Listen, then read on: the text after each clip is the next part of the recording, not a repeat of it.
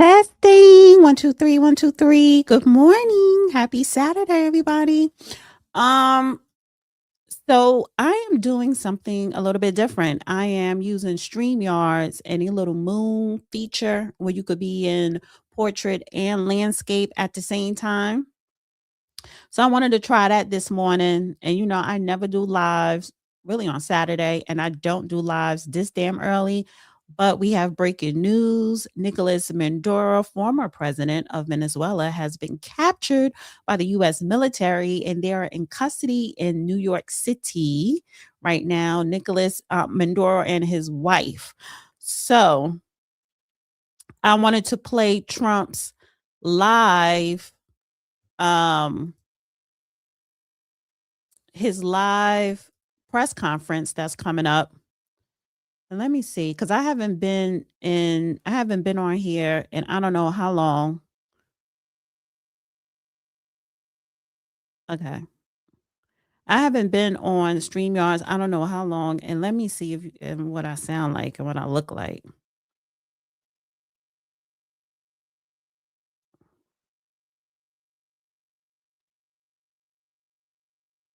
This is that testing. Okay. You guys could hear me. Okay, cool. I'm like, all right, this is what it looks like on here. And then let me pull up just the portrait one to see what that looks like. Because I can't, I need to just look at one screen online. What is this? Let's see. Actually, let me go to another. And guys, please hit the like button and share. Good morning.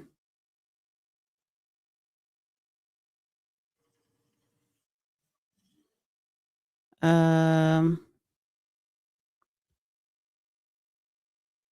a long ass commercial.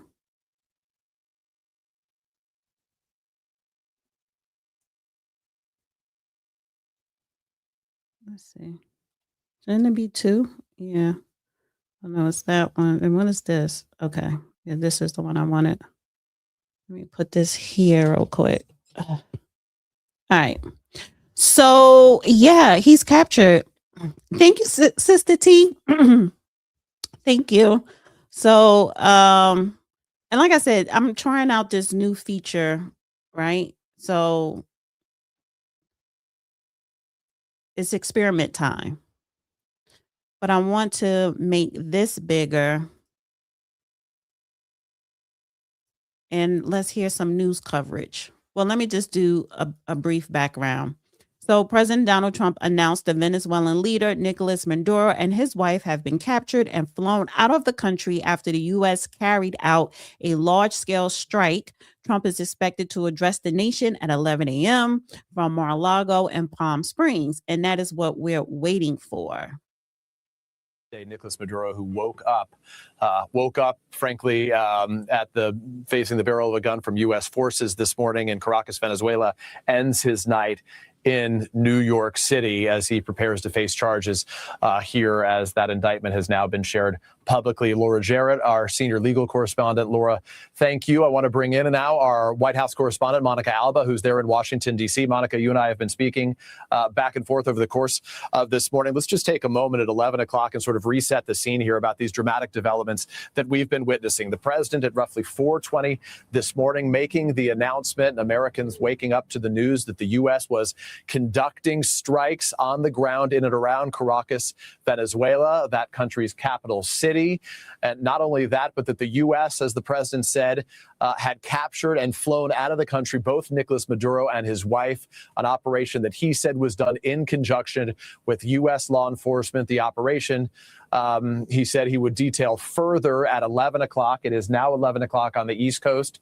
We have a team on the ground at Mar-a-Lago. As soon as the president begins his remarks, we will take you there. But Monica, as we've discussed, this really marks a stunning and dramatic culmination of months that have built to this moment. The president's desire to oust Nicolas Maduro, to end drug trafficking from that country to the United States. And ultimately, it ended on the pre-dawn hours in the early days of this year with U.S. forces raiding one of the properties where Maduro had been hiding and bringing him back, in effect, to U.S. soil.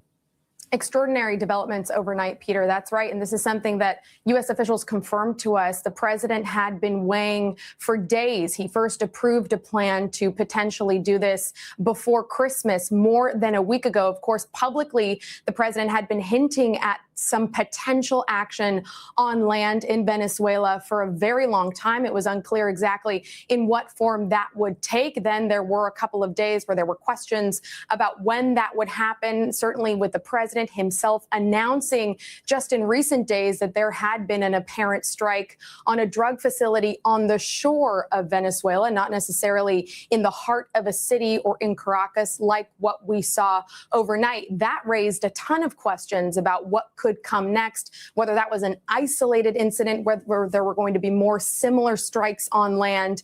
And we know, according to the president himself, who spoke earlier today, that he said, to potentially carry this out 4 days ago, but the weather was, quote, not perfect. He said essentially that he was going to be monitoring this, but that they needed to have the right window. They needed to have a few more clouds, quote, than we thought. But then once they got the ultimate signal and they waited and they were able to do it, he said all of a sudden it opened up and we said go. Now, the president has been monitoring all of this from his Mar-a-Lago club down in Florida, where we know top administration officials have been coming and going over the last couple of weeks, where he has been holding some high-level meetings, certainly with world leaders, but also continuing to approve and order, as we have seen the Department of Defense announce, the continued strikes on these alleged drug boats. We saw that as recently as leading into New Year's Eve on December 30th and 31st. There were several strikes. It wasn't clear whether they were in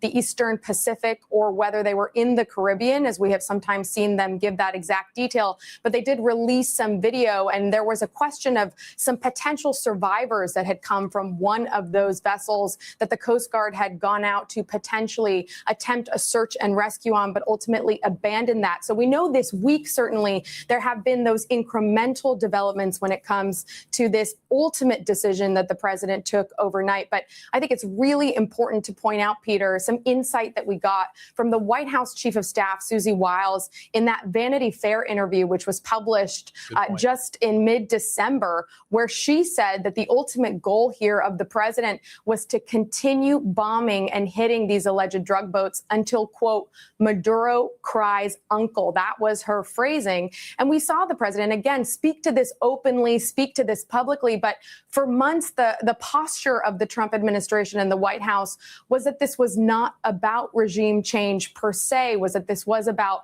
this so-called war on drugs and on narco terrorists. So this is an incredibly significant development in all of this. And in terms of conversation. So let me just pause that for a second. And they're saying that's what it is. And this is what it looks like on a scene down there in Venezuela.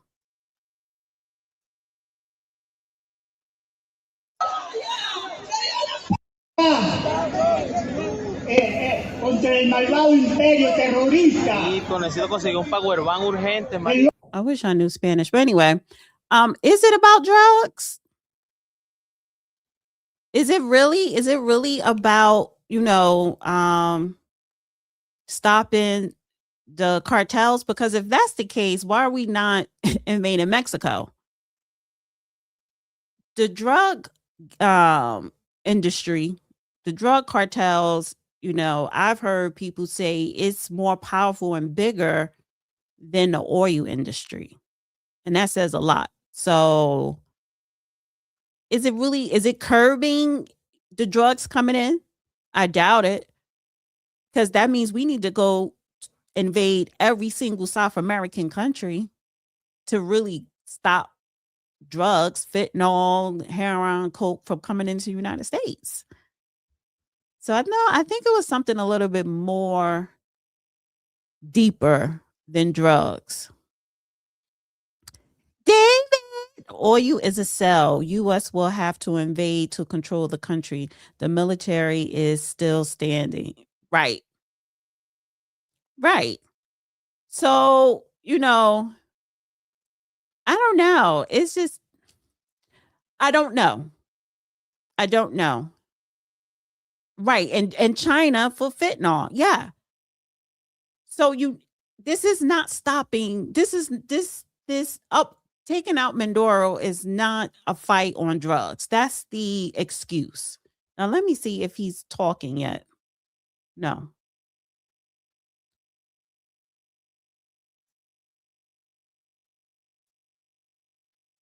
Yeah, so when the press conference, we're gonna go to the Trump press conference. This is the only reason why I'm live right now, and I'm testing out this new StreamYard thing. Yeah, brother. Oh no, honey. See, it's already saying lost connection to your share. Oh, see, and that's what I'm saying. I'm not used to this.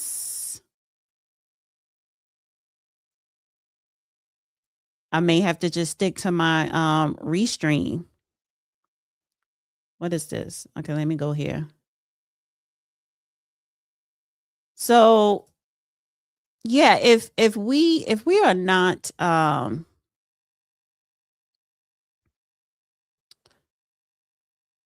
invading other countries, then miss me with all that other stuff. This is not about the war on drugs. Debemos irnos a la insurrección en cada calle, en cada esquina, a pelear guerra de guerrilla. No podemos permitir que el imperio se salga con la suya. Aquí nosotros somos guerreros. Aquí saben, nos enseñó a resistir y a pelear por nuestros derechos. La Constitución debe ser respetada. Aquí debe seguirse el hilo constitucional. Queremos a Nicolás. I still can't understand what they're saying, but there are a lot of Venezuelans that are happy. Let me know if you can hear this. You're live on the air. Two of them, I think, relate to what you and Monica were just discussing. To your point about the interplay with China here, to the majority of the oil that Venezuela exports to China, how does that come into play for the president here? What about the squaring of this latest action with his campaign promises of no new wars? But I would say, first and foremost, we've got to I think there are still some real questions about the basic nuts and bolts of what exactly has gone down here. What happens to Maduro from here? Who does President Trump want to see lead Venezuela? To your point, he said earlier today that he wanted to see the U.S. have a more vigorous role in the leadership of that country. Is it the opposition leader? Is it the vice president of Venezuela currently, who, by the way, has asked to see proof of life of Maduro? What about the congressional authorities here? Who did you notify, and at what point in the operation after it had already begun?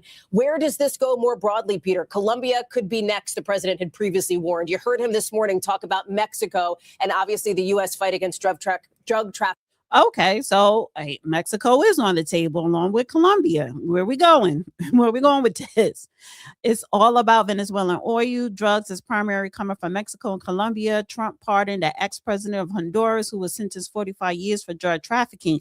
Yes, and I believe he did an interview on PBD podcast, and he was basically saying that the Biden administration is the one that locked him up and he was basically innocent. So I don't know. I need to do more research, because again, the government would tell us one thing, but then the truth, the truth is behind closed doors. So thank you, Maura Massa. I hope I said your name right. Special report. And so, okay, so Trump isn't speaking just yet. At any moment now about today's large. Let me see if I can pull up another. Let's see what Fox News talking about, because that's NBC, and they're they're liberal.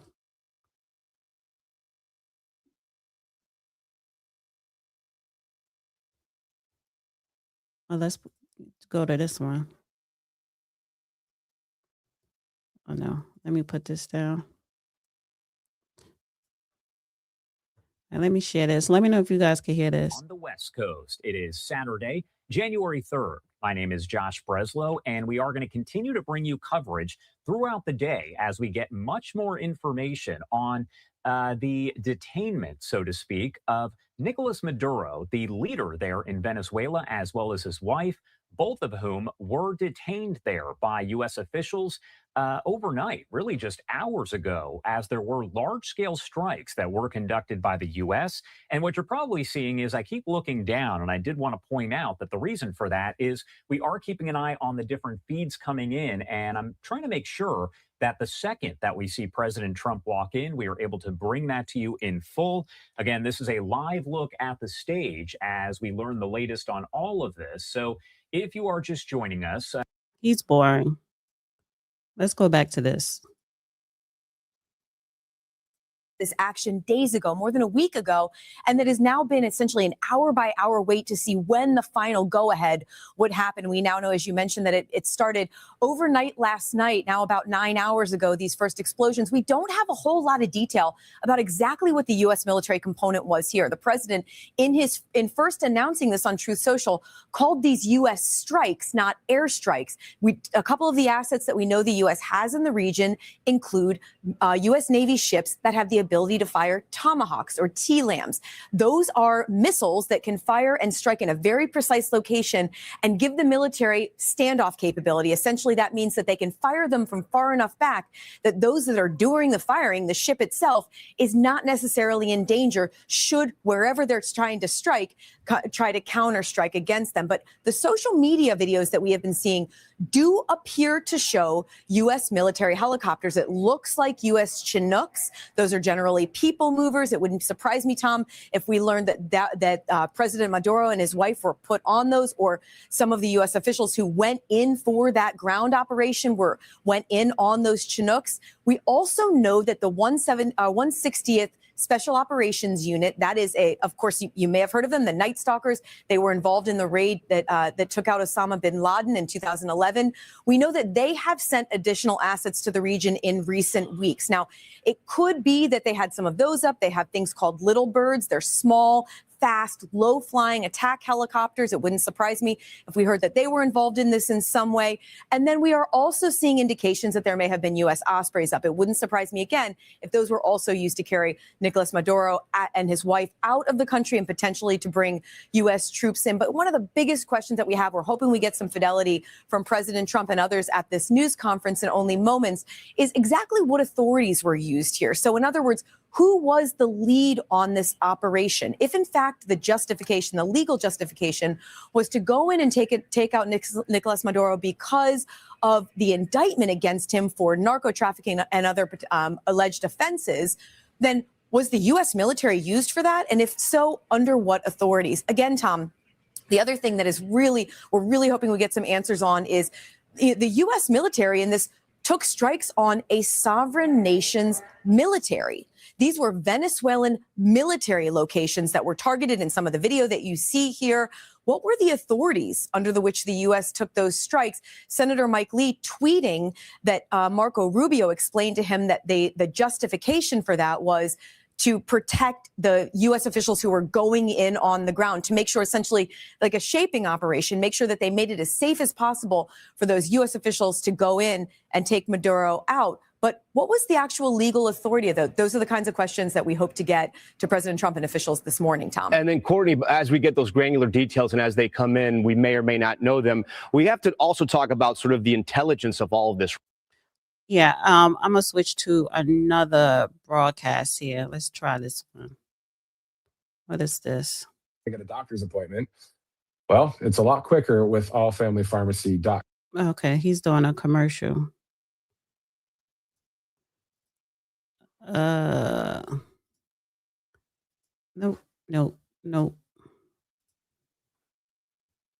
Continue to grow and expand, and all the things that it takes to run a network. Of course, as we are covering this event live in Mar-a-Lago today, our full camera there, our access to that camera is not something that is free. So if you'd like to help out, you can. So just text RSBN to 801-801 or go to rsbnetwork.com/donate.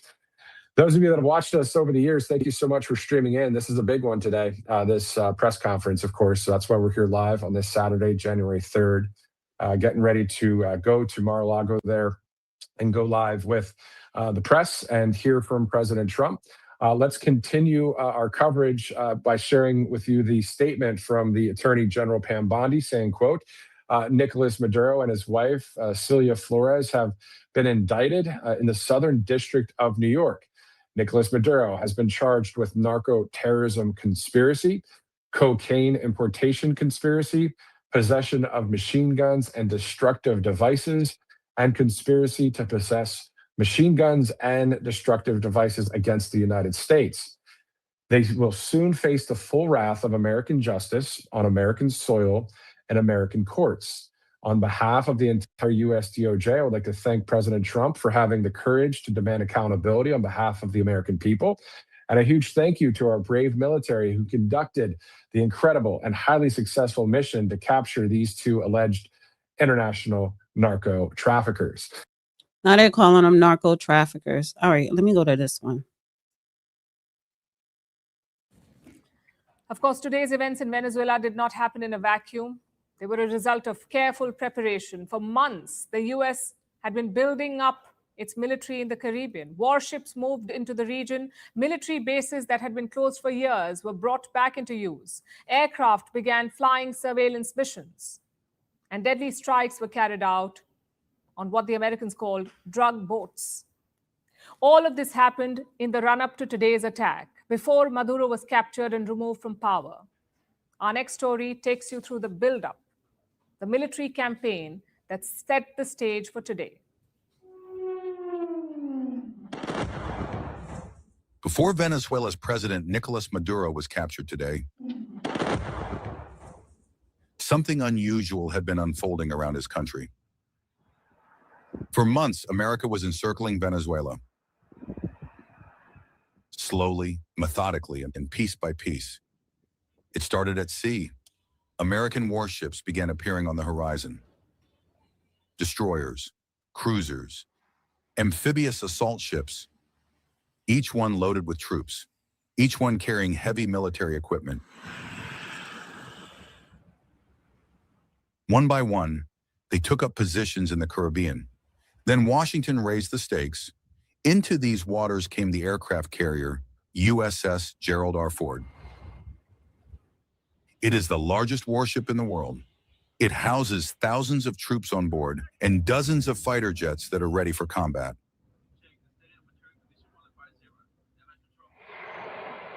The buildup was not limited to the sea.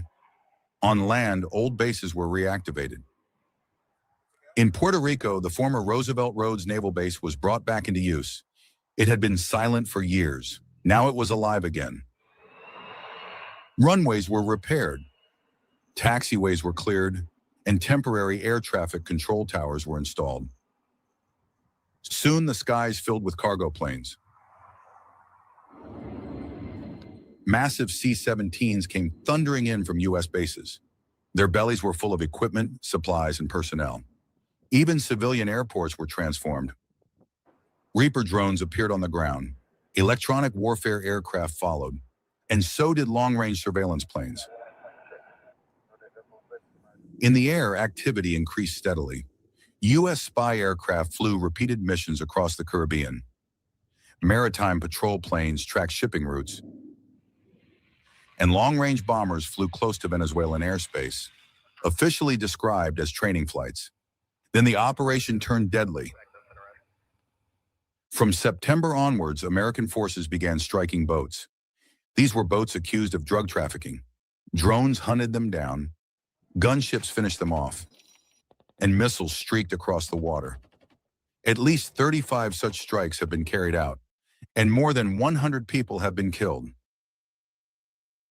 Oil tankers linked to Venezuela have also been seized.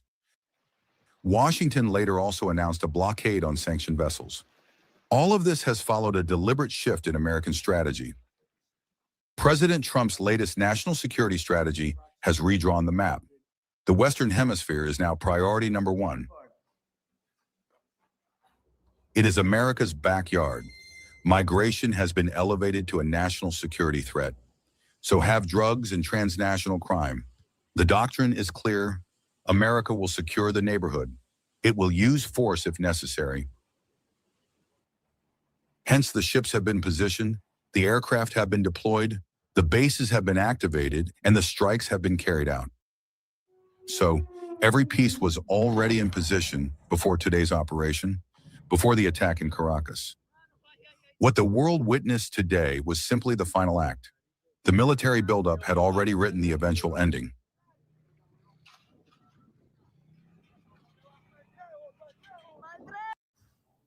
That's all we have for you on this special edition of All right, and let's go to this. Already hear the celebrations behind you. That's right. The demonstrators here tell me that this is a day that will go down in history for the people of Venezuela. They tell me this was not an act of war, but an act of freedom here. And so we are here in Doral at El Arapazo. This is a gas station, but people have pretty much occupied it, and they've been here since before the sun got up here. People have been hugging, singing, celebrating. They've been singing the U.S. national anthem, the Venezuelan national anthem here. And again, there is such a massive Venezuelan population here in Doral, so this really does hit home. There are people with family down in Caracas, and they tell me they're more comfortable with going down to see them now with Maduro being removed here. The demonstrators tell me with the last election in Venezuela, where Maduro was accused of rigging the election and seizing power, people tell me this was the only way to get him out. Here's what someone said that we spoke to earlier. It means that they waited so many years for a chance at freedom, and it's finally here. So it's 26 years of, of waiting and waiting for a better Venezuela that's free. And now they're going to be able to all go back and enjoy with their families. And again, a very emotional time for the Venezuelan community here. As we all know, Maduro had succeeded Hugo Chavez. So many of the people here have been waiting to be able to say that they have a more free Venezuela here and that they can go back to their families here. We are going to be here throughout the morning getting reaction from the Venezuelan community here, and we see some elected officials coming here. So be sure to stay with us both on air and online. But for now, All right, so thank you, Boo Man says Trump and America are trash. Y'all do know that taking over Venezuela is part of the New World Order, right? Well, which one? Which New World Order? Because it's a whole bunch of them. We got a whole bunch of New World Orders that's going on. we are live in Doral. Steve Najiri, CBS News, Miami. All right, so let me go here. And we know that Senator Rubio is now Secretary of State Rubio, who's been in charge with multiple jobs, including intelligence as well. Talk to me about that relationship and the role that the Secretary of State played in all of this. Yeah, let me pause that for a second. So this is a good question. So Cuba is next, then I guess. They keep saying that. I don't think so. And I'm going to save that question for tomorrow or Monday show. Because people are saying, oh, Cuba's next, Cuba next. It's not that cut and dry. It's not. Now, of course, brought into the fold in this second Trump administration has become, quite frankly, Tom, one of his most trusted advisors. When you ask President Trump about the future of MAGA, who should take the baton, he talks about the vice president, but he also talks about Secretary Rubio. And I think it really underscores the strength of that relationship, Tom. Okay, Kristen, stand by for us again. We are waiting for President Trump to walk out at any moment at Mar-a-Lago to take the podium. We're going to bring you those comments live as they happen. We also want to let you know that President Trump has released what we understand is video of Maduro in custody and also some video of the attack. We're going to have those momentarily. As I mentioned earlier, Keir Simmons is part of this coverage as well. Keir, I want to go to you. At the time that the United States has just taken out the leader of Venezuela, they've been trying to negotiate peace between Russia and Ukraine. This incredibly complicates both those negotiations and also it leaves sort of, I don't know what it is. I don't know if it's a vacuum, but there are questions about who's in charge in Venezuela right now. And what role does the U.S. play in that? Yeah, it's hard to find words, isn't it, Tom? And it's not surprising because we haven't seen an intervention, a U.S. intervention in Latin America like this since the 1980s. We do know, though, of course, Tom, from more recent history that regime change is unpredictable. Once you remove a leader in a country, what happens next, that is in question. And members of Maduro's regime are saying that there is stability and that this didn't work effectively. So there are huge questions.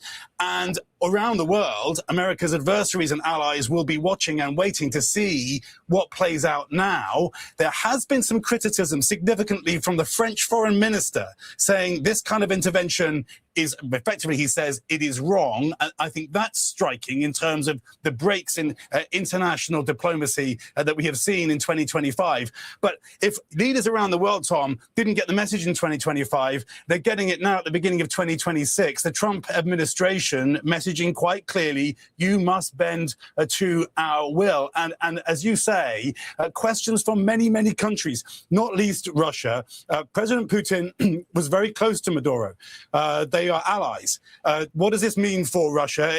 Is this a weakening of Russia? Is this effectively, a strike by the Trump administration against Russia as well as against Venezuela, against Russian interests? Certainly, in the U.S. national security strategy at the end of last year, what we were told is that the U.S. believes the Western Hemisphere is its area, that it wants to assert itself, and it certainly is with this strike overnight. And that assertion is directed at Russia. It's also directed at the Iranians who had a close relationship with the Maduro regime. And there are protests in Iran right now. What will the Iranian leadership be thinking? It's also directed at China. As Peter Alexander said earlier, we saw Chinese officials with Maduro just in the past few days. What message does this send? Because the Chinese were trying to say, this is our friend, don't usurp him. Well, that didn't work. Keir, I do want to talk to you because you've done a lot of reporting about China's encroachment in this region as well. We can't talk about Venezuela and what's just happened and not talk about the oil reserves there. Venezuela has the largest oil reserves in the world. In many ways, feeding the countries that are not friends to the United States. The president has spoken about the oil that was taken, he says, by Venezuela that was U.S.'s oil from U.S. companies. This is going to complicate matters because it's unclear what happens with the oil production in Venezuela going forward. Yeah, no question. And the Russians were playing a role in the Venezuelan oil industry as well. We should say, Tom, you can't just switch on the taps in Venezuela with that oil industry. It does have massive reserves, but it doesn't. It's not an industry. We took the oil. What do you mean? Was it? We took it. That's why when what the U.S. was bombing, yes, they was bombing military bases, and also, this is a strategic plan to control the oil. You're not going to, if you're going to uproot the president and they're going to put in, I think that woman who won the Nobel Peace Prize as president, because they already told the vice president, you ain't going to be in charge. Don't step up to be president. Go leave. You need to resign. Because now the United States are going to place that woman to be president, and she is going to give the United States control of the goddamn oil. Thank you, Mura Mansa again says, so Trump doing this gives China the green light to invade Taiwan. Ooh, yes. Yep. The ramifications down the road will be devastating. Yes. Do you have a plan, Trump, for if China invades Taiwan? Mark Rubio, Secretary of State. Oh, honey, I got to charge my mouse. This thing always goes out. Let me give a little bit of juice on it. Yeah. What is going to happen with that? That's not even a question. That's a great statement. So if China invades Taiwan, hon, so we going to war because we supposed to be protecting Taiwan. I need to do research on why are we protecting Taiwan? What they got to do with us? But Russia, China, they fucks with Venezuela. And we went in there and took their president out, brought him here for him to be charged. Did Trump, now Congress, when they go back in session on Monday, they're going to be like, well, did he violate international laws? Did he overstep his executive order? We put in someone in the position of being president in Venezuela, taking control of the oil distribution. So that means you cutting off Russia and China, cutting off the drug supply because China and Russia had their hand in that as well. This is a mess. And I hope the Trump administration, the Department of War, Mark Rubio, Secretary of State, they better have a good ass plan, long term, not short term, but long term.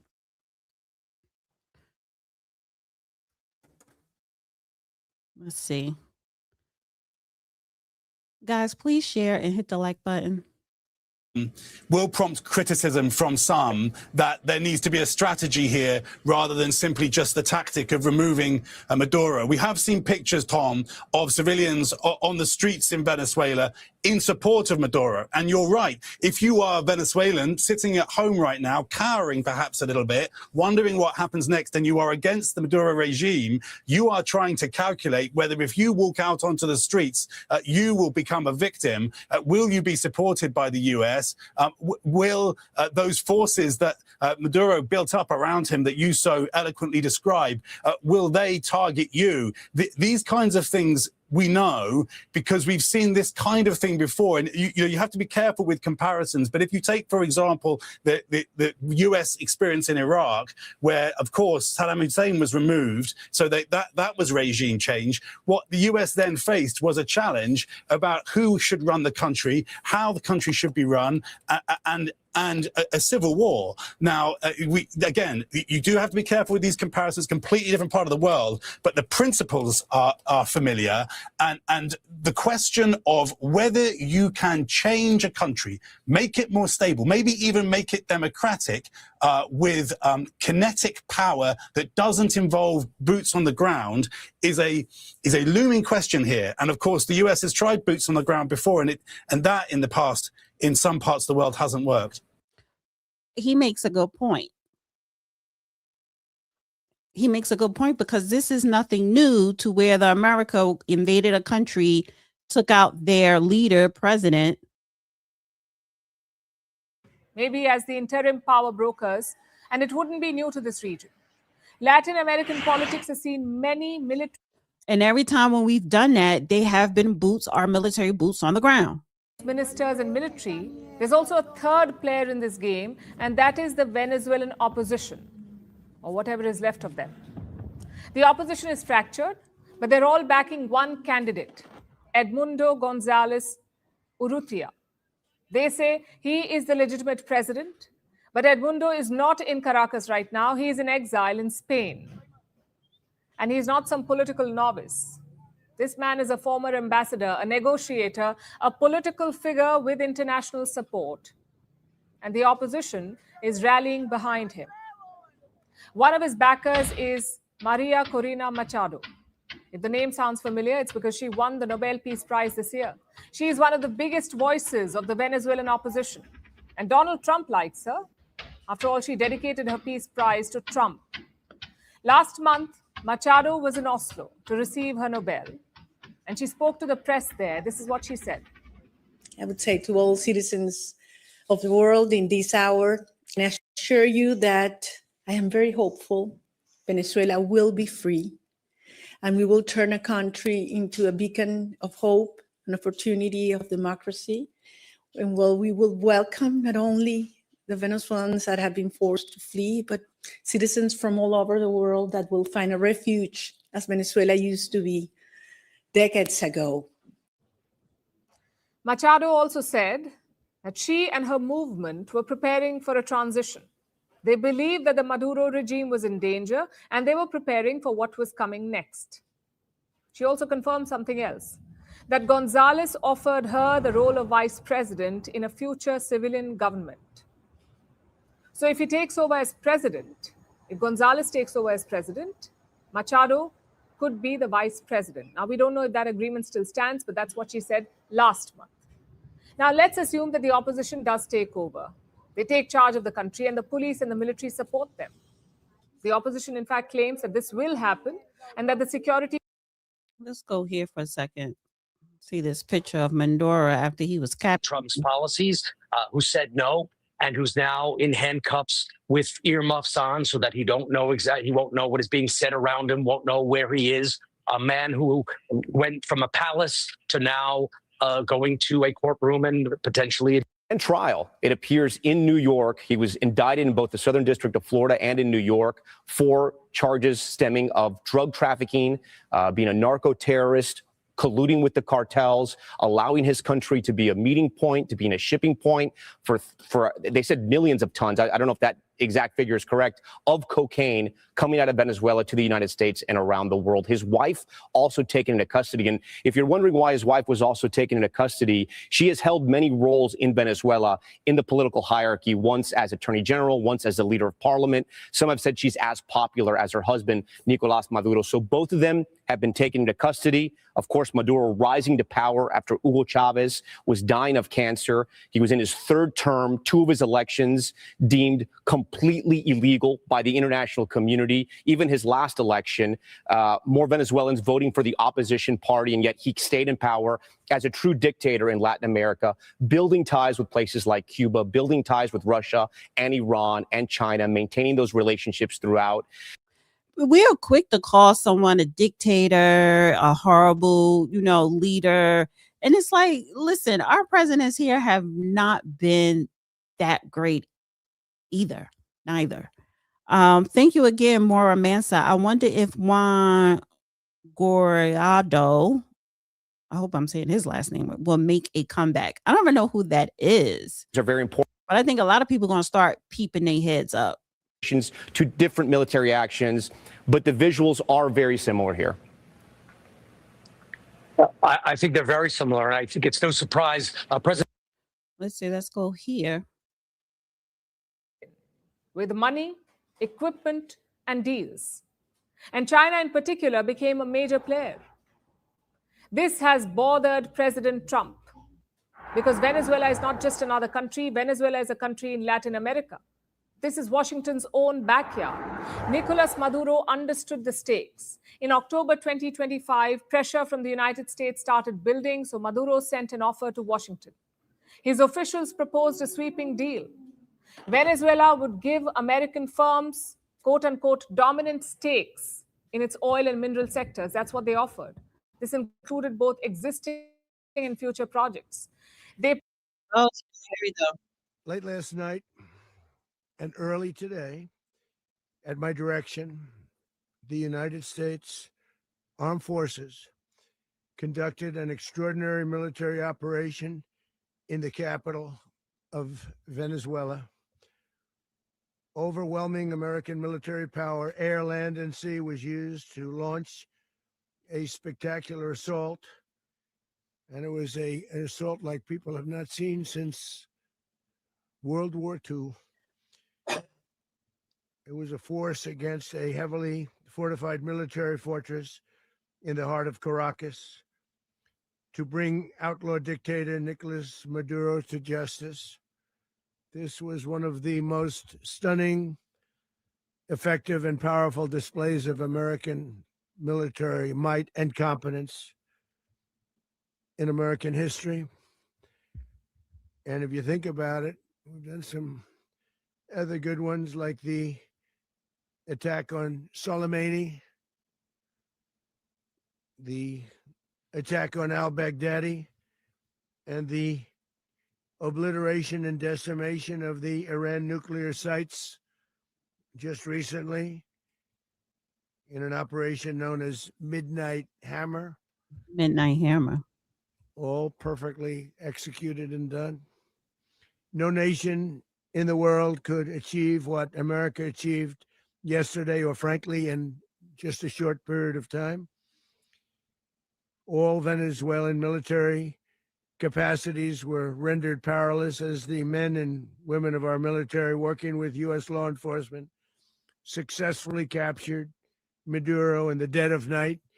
It was dark. The lights of Caracas were largely turned off due to a certain expertise that we have.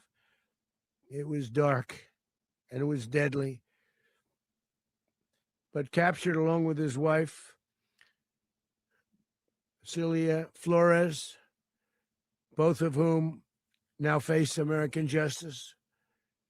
Maduro and Flores have been indicted in the Southern District of New York.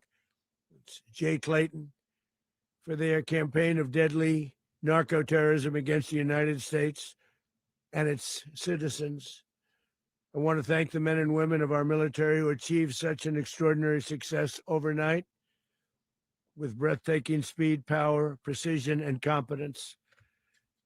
You rarely see anything like it. You've seen some raids in this country that didn't go so well. They were an embarrassment. If you look back to Afghanistan, or if you look back to the Jimmy Carter days, they were different days. We're a respected country again, maybe like never before. These highly trained warriors operating in collaboration with U.S. law enforcement caught them in a very ready position. They were waiting for us. They knew we had many ships out in the sea, just sort of waiting. They knew we were coming. So they were in what's called a ready position, but they were completely overwhelmed and very quickly incapacitated. If you would have seen what I saw last night, you would have been very impressed. I'm not sure that you'll ever get to see it, but it was an incredible thing to see. Not a single American service member was killed, and not a single piece of American equipment was lost. We had many helicopters, many planes, many people involved in that fight. But think of that, not one piece of military equipment was lost, not one service member was, more importantly, killed. The United States military is the strongest and most fearsome military on the planet by far. With capabilities and skills our enemies can scarcely begin to imagine. We have the best equipment anywhere in the world. There's no equipment like what we have. And you see that even if you just look at the boats. We've knocked out 97% of the drugs coming in by sea. 90%. Each boat kills on average, 25,000 people. We knocked out 97%. And those drugs mostly come from a place called Venezuela. We're going to run the country until such time as we can do a safe, proper, and judicious transition. So we don't want to be involved with having somebody else get in, and we have the same situation that we had for the last long period of years. So we are going to run the country until such time as we can do a safe, proper. There you go. America going to take over Venezuela.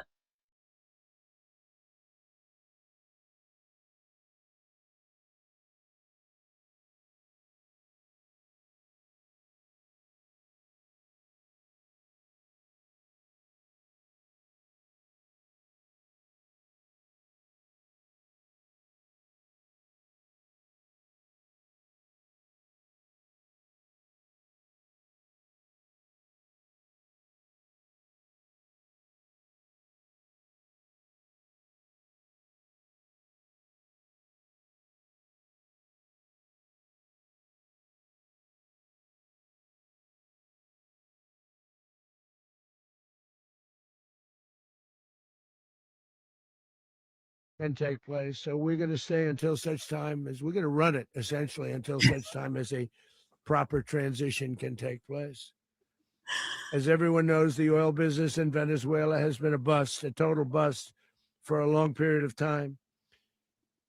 They were pumping almost nothing by comparison to what they could have been pumping and what could have taken place. We're going to have our very large United States oil companies, the biggest anywhere in the world, go in, spend billions of dollars, fix the badly broken infrastructure, the oil infrastructure, and start making money for the country. And we are ready to stage a second and much larger attack if we need to do so. So we were prepared to do a second wave if we needed to do so. We actually assumed that a second wave would be necessary, but now it's probably not. The first wave, if you'd like to call it that, the first attack was so successful, we probably don't have to do a second, but we're prepared to do a second wave, a much bigger wave, actually. this was pinpoint, but we have a much bigger wave that probably won't have to do. This partnership of Venezuela with the United States of America, a country that everybody wants to be involved with because of what we were able to do and accomplish, will make the people of Venezuela rich, independent, and safe. And it will also make the many, many people from Venezuela that are living in the United States extremely happy. They suffered. They suffered. So much was taken from them. They're not going to suffer anymore. The illegitimate dictator Maduro was the kingpin of a vast criminal network responsible for trafficking colossal amounts of deadly and illicit drugs into the United States. As alleged in the indictment, he personally oversaw the vicious cartel known as Cartel de las Solas, which flooded our nation with lethal poison, responsible for the deaths of countless Americans, the many, many Americans. Hundreds of thousands over the years of Americans died because of him. Maduro and his wife will soon face the full might of American justice and stand trial on American soil. Right now, they're on a ship. They'll be heading to ultimately New York, and then a decision will be made, I assume, between New York and Miami or Florida. But we have people where the overwhelming evidence of their crimes will be presented in a court of law. And I've seen it. I've seen what we have. It's both horrible and breathtaking that something like this could have been allowed to take place. For many years after his term as president of Venezuela expired, Maduro remained in power and waged a ceaseless campaign of violence, terror, and subversion against the United States of America, threatening not only our people, but the stability of the entire region. And you all saw it. In addition to trafficking gigantic amounts of illegal drugs that inflicted untold suffering and human destruction all over the country, all over, in particular, the United States, Maduro sent savage and murderous gangs, including the bloodthirsty prison gang, Tren de Aragua, to terrorize American communities nationwide. And he They did sure indeed. did. They were in Colorado. They took over apartment complexes. They Thanks cut the for hiding. fingers off people if they called police. They were brutal, but they're not so brutal now. And I just have to congratulate our military, Pete, and everybody, and our National Guard, because the job that they've done, whether it's in Washington, D.C., where we have a totally safe city, where it was one of the most unsafe cities anywhere in the world, frankly, and now we have no crime in Washington, D.C. We haven't had a killing. We had the terrorist attack a few weeks ago. A little bit of a different kind of a threat, but we haven't had a killing in a long period of time, 6-7 months. We used to have two, on average, 2 a week in Washington, our capital. We don't have that anymore. The restaurants are opening. Everyone's happy.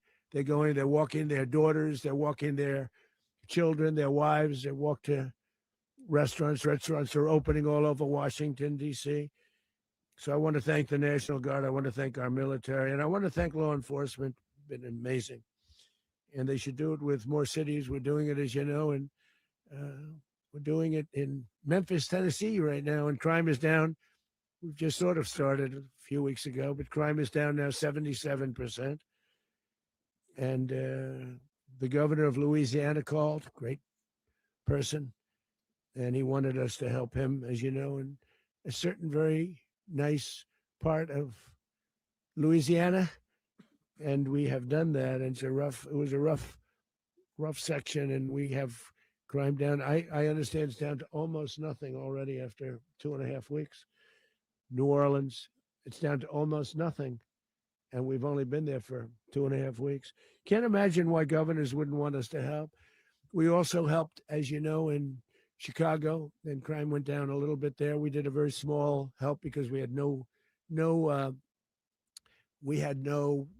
working ability with the governor. The governor was a disaster and the mayor was a disaster, but it knocked down crime. But we're pulling out of there one when they need us, we'll know. You'll know. You'll Well, be they do writing have to about pull it. out because a And judge likewise, Los report Angeles, where we saved told Los them they had Angeles to pull early out. on, where the Couldn't extend it.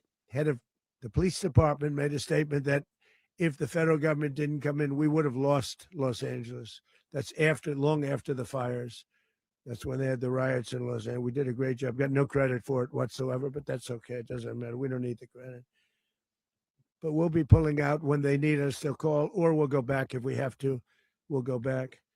But we did a great job in various cities.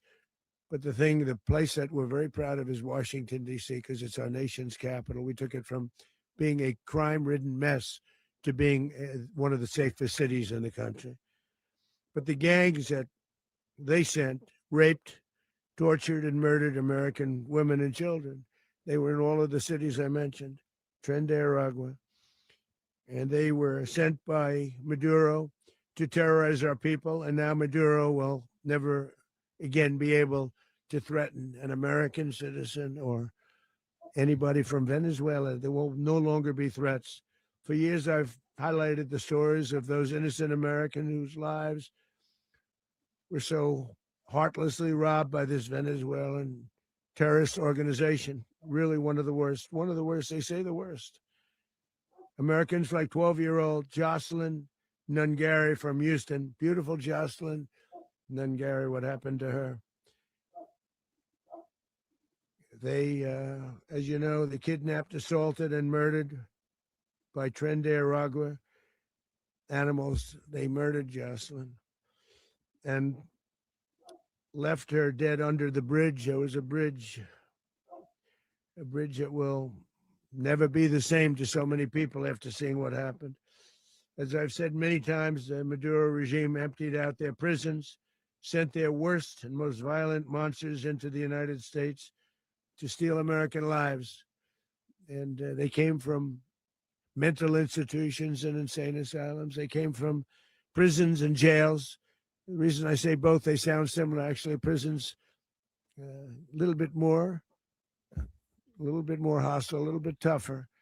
A mental institution isn't as tough as an insane asylum, but we got them both. They sent from their mental institutions. They sent from their jails, prisons. They were drug dealers. They were drug kingpins. They sent everybody bad into the United States, but no longer. And we have now a border where nobody gets through. In addition, Venezuela unilaterally seized and stole American oil, American assets, and American platforms, costing us billions and billions of dollars. They did this a while ago, but we never had a president that did anything about it. They took all of our property. It was our property. We built it. And we never had a president that decided to do anything about it. Instead, they fought wars that were 10,000 miles away. We built Venezuela oil industry with American talent, drive, and skill. And the socialist regime stole it from us during those previous administrations, and they stole it through force. This constituted one of the largest thefts of American property in the history of our country. Considered the largest theft of property in the history of our country. Massive oil infrastructure was taken like we were babies, and we didn't do anything about it. I would have done something about it. America will never allow foreign powers to rob our people or drive us back into and out of our own hemisphere. That's what they did. Furthermore, under the now deposed dictator Maduro, Venezuela was increasingly hosting foreign adversaries in our region and acquiring menacing offensive weapons that could threaten U.S. interests and lives. And they used those weapons last night. Potentially in league with the cartels operating along our border. All of these actions were in gross violation of the core principles of American foreign policy, dating back more than 2 centuries. And I wonder if you're going to take not anymore. the press. All the way back, it dated to the Monroe Doctrines. And the Monroe Doctrine is a big deal, but we've superseded it by a lot, by a real lot. They now call it the Monroe document. I don't know. It's Monroe Doctrine we sort of forgot about it. It was very important, but we forgot about it. We don't You forget really about do it look anymore. sleepy. Under our new national security strategy, American dominance in the Western Hemisphere will never be questioned again. Won't happen. So, just in concluding, for decades, other administrations have neglected or even contributed to these growing security threats in the Western Hemisphere. Under the Trump administration, we are reasserting American power in a very powerful way in our home region. And our home region is very different than it was just a short while ago. The future will be, and we did this in my first term. We had great dominance in my first term, and we have far greater dominance right now. Everyone's coming back to us. The future will be determined by the ability to protect commerce and territory and resources that are core to national security. These are core to our national security. Just like tariffs are, they've made our country rich, and they've made our national security strong, stronger than ever before. But these are the iron laws that have always determined global power. And we're going to keep it that way. We will secure our borders. We will stop the terrorists. We will crash the cartels, and we will defend our citizens against all threats, foreign and domestic.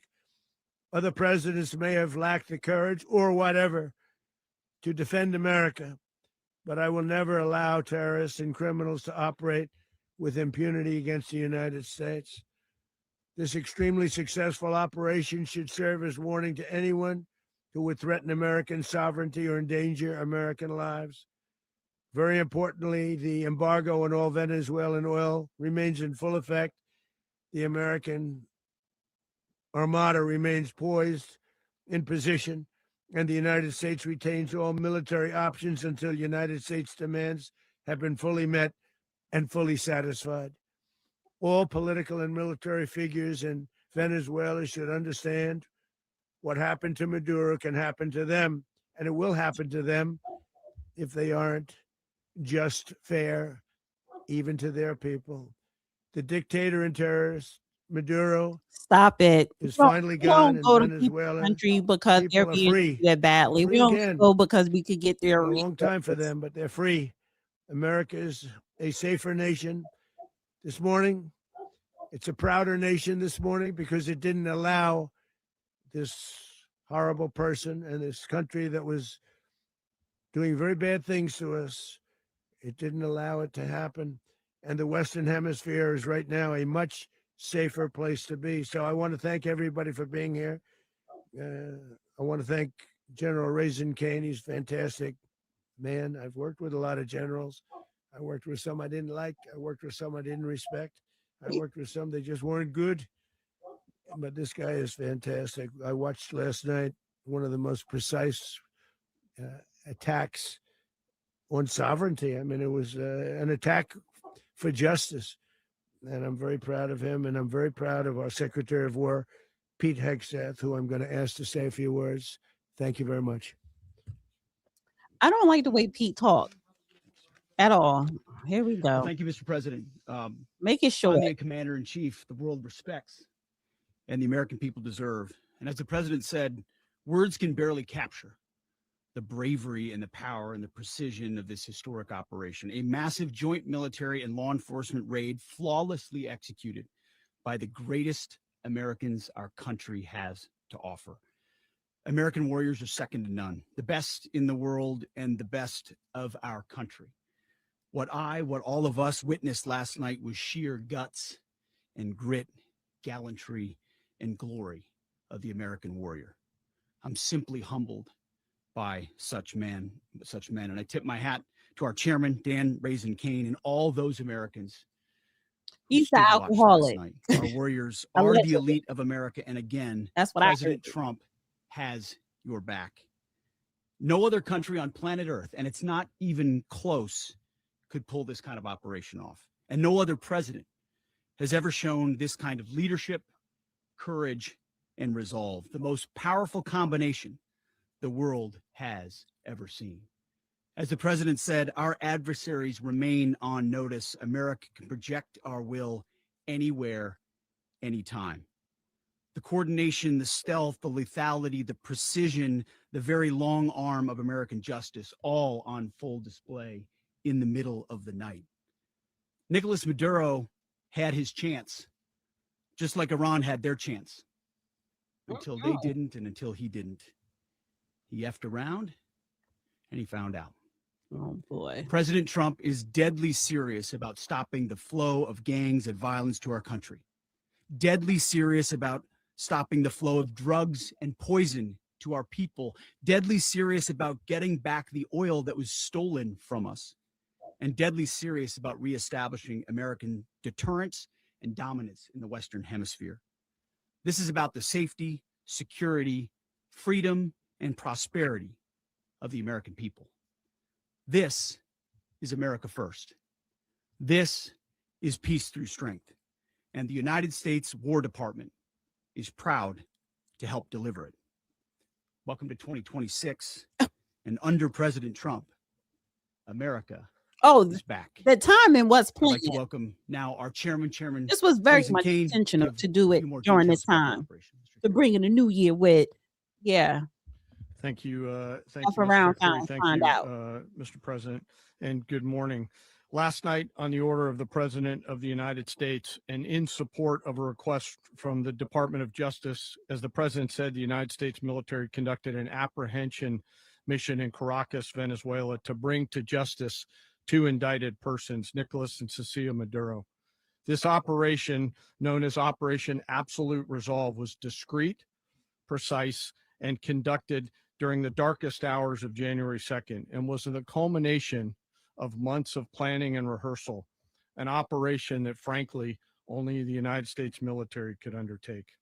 What I'd like to do this morning is talk to you through some of the preparation and the details without compromising any of our tactics, techniques, and procedures. There is always a chance that we'll be tasked to do this type of mission again. Our interagency work began months ago and built on decades of experience of integrating complex air, ground, space, and maritime operations. While the past 2 decades have honed the skills of our special operations forces, this particular mission required every component of our joint force, with soldiers, sailors, airmen, Marines, and Guardians working in unison with our intelligence agency partners and law enforcement teammates in an unprecedented operation. We leveraged our unmatched intelligence capabilities and our years of experience in hunting terrorists, and we could not have done this mission without the incredible work by various intelligence agencies, including the CIA, NSA, and NGA. We watched, we waited, we prepared, we remained patient and professional. This mission was meticulously planned, drawing lessons from decades of missions over the last many years, many missions over these last many years. This was an audacious operation that only the United States could do. It required the utmost of precision and integration within our joint force.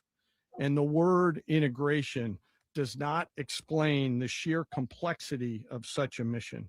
An extraction so precise, it involved more than 150 aircraft launching across the Western Hemisphere in close coordination, all coming together in time and place to layer effects for a single purpose: to get an interdiction force into downtown Caracas while maintaining the element of tactical surprise.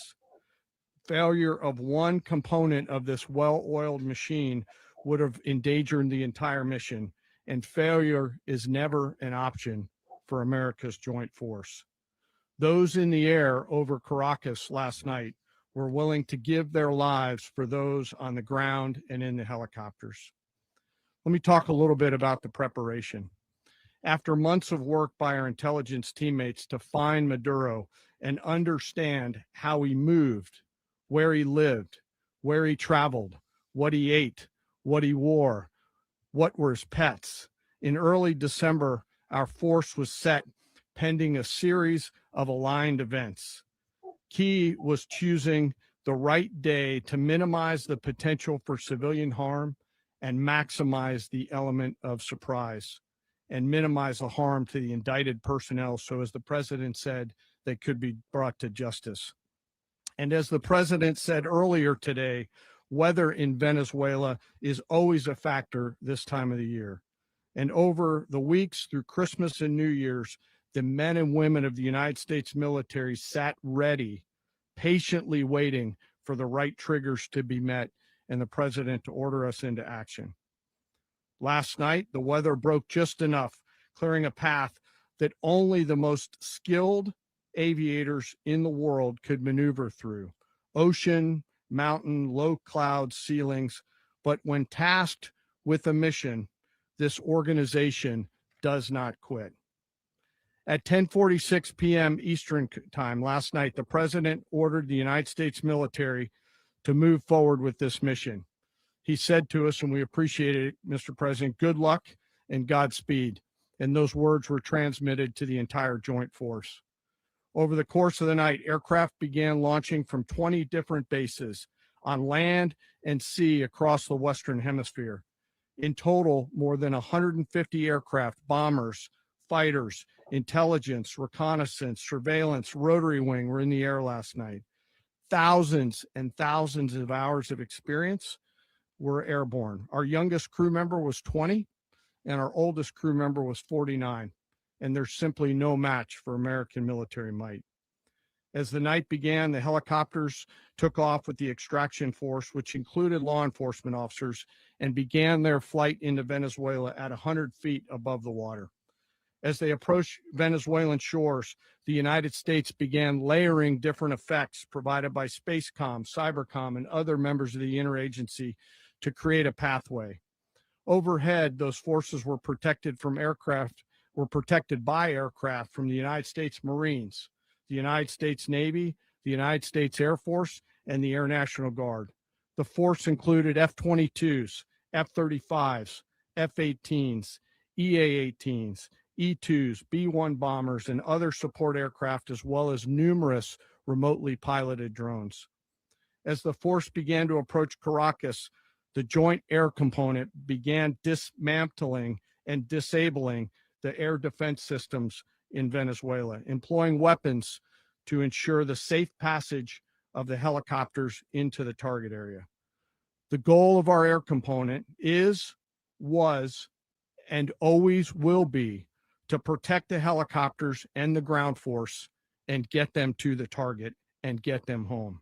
He's As the talking force too damn much. crossed the last We don't point care of about high all that. terrain where they'd been hiding in the clutter, we assessed that we had maintained totally the element of surprise.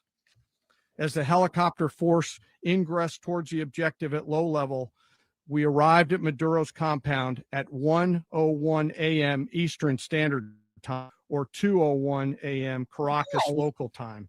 And the apprehension force descended into Maduro's compound and moved with speed, precision, and discipline towards their objective, and isolated the area to ensure the safety and security of the ground force while apprehending the indicted persons. And the truth, on arrival into the target area, the helicopters came under fire, and they replied with that fire with overwhelming force in self-defense. One of our aircraft was hit, but remained flyable. And as the president said earlier today, all of our aircraft came home, and that aircraft remained flyable during the rest of the mission. But who was it hit by? As the operation unfolded at the compound, our air and ground intelligence teams provided real-time updates to the ground force, ensuring those forces could safely navigate the complex environment without unnecessary risk.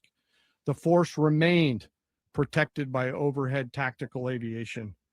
Maduro and his wife, both indicted, gave up and were taken into custody by the Department of Justice, assisted by our incredible U.S. military with professionalism and precision, with no loss of U.S. life.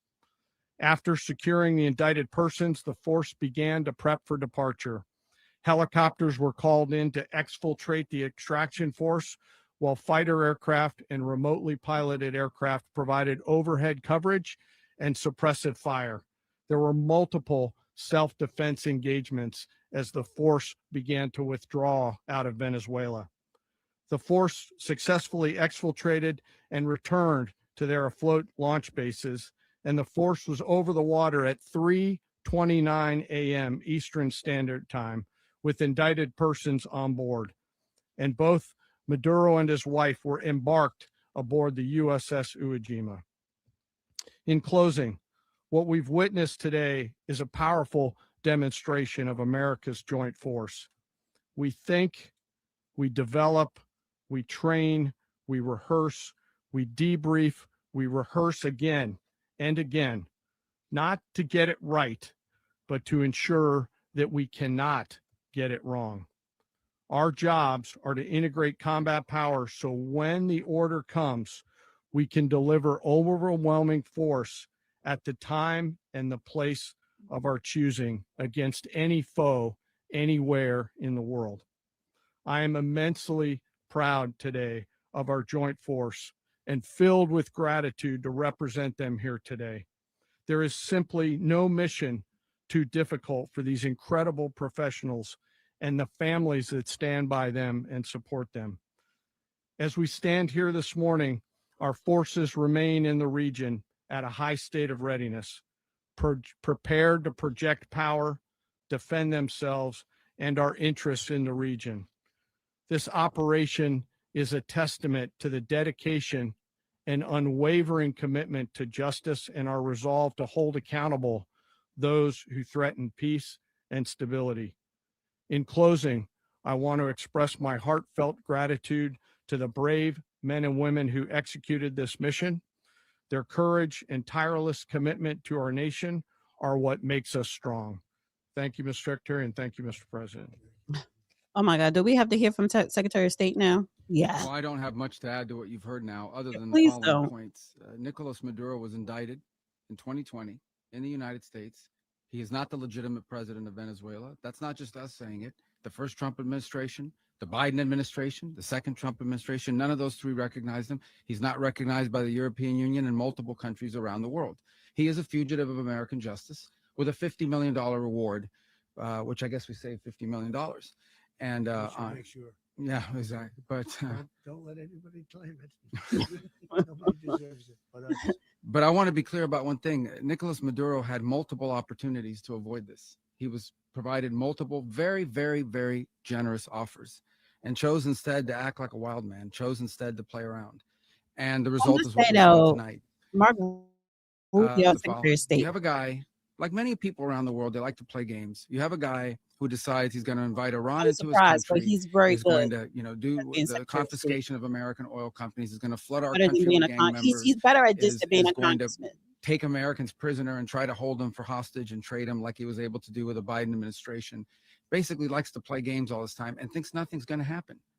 And I hope what people now understand is that we have a president. The 47th president of the United States is not a game player.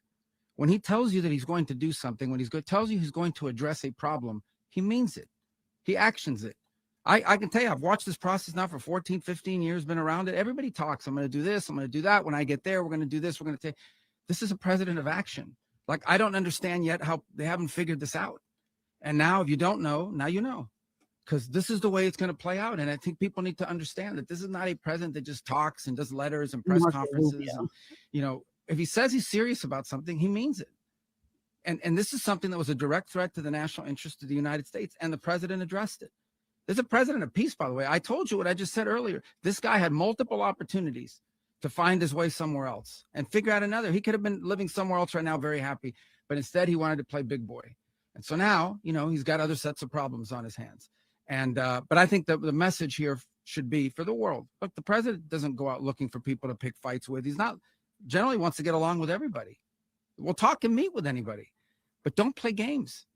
Don't play games with this president's in office because it's not going to turn out well. And so I hope that I guess that lesson was learned last night, and we hope it'll be instructive moving forward. Oh. I want to know too, honey. I better leave Cuba alone. I like Cuba. Please. Well, we're going to be running it with a group, and we're going to make sure it's run properly. We're going to rebuild the oil infrastructure, which will cost billions of dollars. It'll be paid for by the oil companies directly. They will be reimbursed for what they're doing, but that's going to be paid. And we're going to get the oil flowing the way it should be. As you know, it was just a minor flow. It was actually a minor flow for what they have. But we're going to run it properly, and we're going to make sure the people of Venezuela are taken care of. We're going to make sure the people that were forced out of Venezuela by this thug are also taken care of. President, does the U.S. running the country mean that U.S. troops will be on the ground? How will that work? Well, you know, they always say boots on the ground. Oh, so we're not afraid of boots on the ground if we have to have. We had boots on the ground last night at a very high level, actually. We're not I had afraid that of many it. boots on the We ground. don't mind saying it. We need to have a But lot of we're going to make sure that that country is run properly. We're not doing this in vain. This is a very dangerous attack. This is an attack that could have gone very, very badly. Could have gone very badly. We could have lost a lot of people last night. We could have lost a lot of dignity. We could have lost a lot of equipment. The equipment is less important, but we could have lost a lot. And we're going to make sure that this I don't is like proper. communism, We're there just now. but Cuba is We're ready to go again if we have to. socialist We're country. going to run the country right. It's going to be run very judiciously, very fairly. It's going to make a lot of money. We're going to give money to the people. We're going to reimburse people that were taken advantage of. We're going to take care of everybody. It's very important. We couldn't let them get away with it. You know, they stole our oil. We built that whole industry there, and they just took it over like we were nothing. And we had a president that decided not to do anything about it. So we did something about it. We're late, but we did something about it. Yeah, please. Mechanism by which you're going to run the country? Are you going to designate a U.S. official Yes, to yes. coordinate? It's Can you all just being unpack that? done right now. We're designating people. We're talking to people. We're designating various people, and we're going to let you know who those people are. Would run Venezuela. Well, it's largely going to be for a period of time. The people that are standing right behind me, we're going to be running it. We're going to be bringing it back. It's a dead. You know, I talk about a dead country. A year and a half ago, we were a dead country. Now we're the hottest country anywhere in the world. We're a country doing better than any country anywhere in the world. And it required leadership. Venezuela has I want them to ask a them. lot of bad people in there, I a want lot to of know what bad you want to say about people Cuba. that shouldn't be leading. We're not going to take a chance that one of those people take over for Maduro. So you can look at, and others. We have fantastic people, including people in the military. So we're going to have a group of people running it until such time as it can be put back on track, make a lot of money for the people, and give people a great way of life, and also reimbursement for people in our country that were forced out of Venezuela. Rubio would be. You said earlier today that you weren't going to back Machado to come back and be the opposition leader in your Fox and Friends interview. And then you also mentioned the vice president of Venezuela. Are you going to work with the vice president of Venezuela, or how do you foresee the relationship Well, I going? understand she was just sworn in, but she was, as you know, picked by Maduro. So Marco's working on that directly. He just had a conversation with her, and she's essentially willing to do what we think is necessary to make Venezuela great again. Very simple. Make Venezuela. Mr. President, so Colombian President Gustavo Petro, a couple weeks ago, he said he's got to watch his ass. And today he said he's not concerned about anything happening to him in the aftermath of this operation. So just what your message is Well, about he that. has cocaine mills. He has factories where he makes cocaine. And yeah, I think I stick by my first statement. He's making cocaine. They're sending it into the United States. So he does have to watch his ass. Rubio, Mr. President, did you notify any members of Congress in advance? Marco, do you want to talk about that? Because you were involved. Sure. We call members of Congress immediately after. This was not the kind of mission that you can do congressional notification on. It was a trigger-based mission in which conditions had to be met night after night. We watched and monitored that for a number of days. So it's just simply not the kind of mission you can call people and say, hey, we may do this at some point in the next 15 days.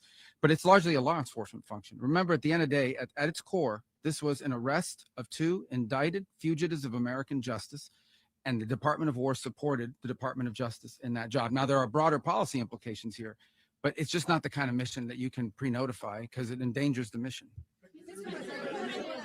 Plus, if I could add one thing to that, And Congress has a tendency to leak. Right. This would not be good. If they leaked, General, I think it would have been maybe a very different result. But I have to say, they knew we were coming at some point. You know, we had a lot of ships out there. They sort of knew we were coming. We went through. But Congress will leak, and we don't want leakers. People to watch this all play out live. What was Maduro doing when the U.S. forces entered what I assume would be his home? And also, was there any point where the U.S. was considering if Maduro pushed back or resisted killing Maduro? It could have happened. It could have happened. He was trying to get into a safe place. You know, the safe place is all steel. And he wasn't able to make it to the door because our guys were so fast. They went through the opposition so fast. And there was a lot of opposition. You know, people were wondering, do we get them by surprise? Sort of surprised, but they were waiting for something. It was a lot of opposition. There was a lot of gunfire. You saw some of it today. But he was trying to get to a safe place, which wasn't safe because we would have had the door blown up in about 47 seconds, they say on average, regardless of how thick the steel was. It was a very thick door. It was a very heavy door, but he was unable to get to that door. He made it to the door. He was unable to close it. Go ahead, finish. To be in the time being right now. Do you know his exact Well, whereabouts? eventually, ultimately, in the near future, he's going to be brought to New York. And where is he going to be Mr. held? President. Where is he going to be held in New York? Do you know? That's going to be up to the officials that do these things. Mr. President, the U.S. has something of a mixed track record of ousting dictators without necessarily a plan for what comes afterwards. Not with Did me. that weigh on your decision? Well, that's why we had different presidents, but with me, that's not true. With me, we've had a perfect track record of winning. We win a lot, and we win. If you look at Soleimani, you look at al-Baghdadi, you look at the Midnight Hammer. Midnight Hammer was incredible. Right now, you wouldn't have peace in the Middle East. We have essentially peace in the Middle East because of that. If you didn't, if we weren't successful with Midnight Hammer, you wouldn't have peace in the Middle East. So, with me, you've had a lot of victory. You've had only victories. You've had no losses. Yeah. How long do you expect the U.S. to run Venezuela, and how soon do you want Venezuelan people to hold elections? So I'd like to do it quickly, but it takes a period of time. You know, we're rebuilding. We have to rebuild their whole infrastructure. The infrastructure is rotted. It's actually very dangerous. It's blow up territory. Oil is very dangerous. It's a very dangerous thing to take out of the ground. It can kill a lot of people. It has killed a lot of people doing just that. The infrastructure is old. It's rotted. Much of it is stuff that we put there 25 years ago, and we're going to be replacing it. And we're going to take a lot of money out so that we can take care of the country. Yeah. Are you saying that Secretary Rubio and Mr. President, China, Russia, and Iran have interests in Venezuela. How does this operation affect your relationships with them when Well, it in comes terms to of oil and China drugs? and Russia, Russia, when we get things straightened out. But in terms of other countries that want oil, we're in the oil business. We're going to sell it to them. We're not going to say we're not going to give it to them. In other words, we'll be selling oil probably in much larger doses because they couldn't produce very much because their infrastructure was so bad. So we'll be selling large amounts of oil to other countries, many of whom are using it now. And there you but I would have say it. many more will come. Are you saying, Mr. President, message are to the you people saying of that, Venezuela? One Mr. second, President, please. are Go you ahead, saying behind that? you, please. Mr. President, thank you. What is your message to the people of Venezuela today? Of course, the civilian At the end of the population day, it's about specifically, they have a lot of questions. $1. What is your message to the people of That Venezuela? you're going to have peace, justice. You're going to have some of the riches that you should have had for a long period of time. It was stolen from you. But you're going to have peace and you're going to have safety. You're going to have justice. You're We are going to have not a going country. to war You're with going to have a China real and country. You're Russia going to have because potentially a there's more great money country. right You know, now to be if made. you go back 20 years, maybe even a little longer ago, that was a great country. And they destroyed it. Remember I said that if we lose this election, the United States will be Venezuela on steroids. That's what would have happened. Had we lost the election, the 2024 election, we suffered so badly. When you look at the border from 2020, what they did, what Joe Biden administration did to our country should never be forgotten. But if we had to go through another year of that, we would be exactly where Venezuela was in terms. I used to say, if they win, we're going to be Venezuela on steroids. And that's what would have happened. President, thank you. Are you saying that Secretary Hegseth and Rubio are going to be running Venezuela, and will you be sending in U.S. military They're going to troops be to a team provide? that's working with the people of Venezuela to make sure that we have Venezuela right. Because for us to just leave, who's going to take over? I mean, there is nobody to take over. You have a vice president who's been appointed by Maduro. And right now she's the vice president, and she's, I guess, the president. She was sworn in as president just a little while ago. She had a long conversation with Marco, and she said, "We'll do whatever you need." I think she was quite gracious, but she really doesn't have a choice. We're going to have this done right. We're not going to just do this with Maduro, then leave like everybody else, leave and say, let it go to hell. If we just left, it has zero chance of ever coming back. We'll run it properly. We'll run it professionally. We'll have the greatest oil companies in the world go in and invest billions and billions of dollars and take out money, use that money in Venezuela. And the biggest beneficiary are going to be the people of Venezuela. And also, I can't stress this strongly enough. They're gonna have the a people that got thrown out of Venezuela, golf course in that are now in Venezuela. the United States. And frankly, some want to stay and some probably want to go back. Yeah.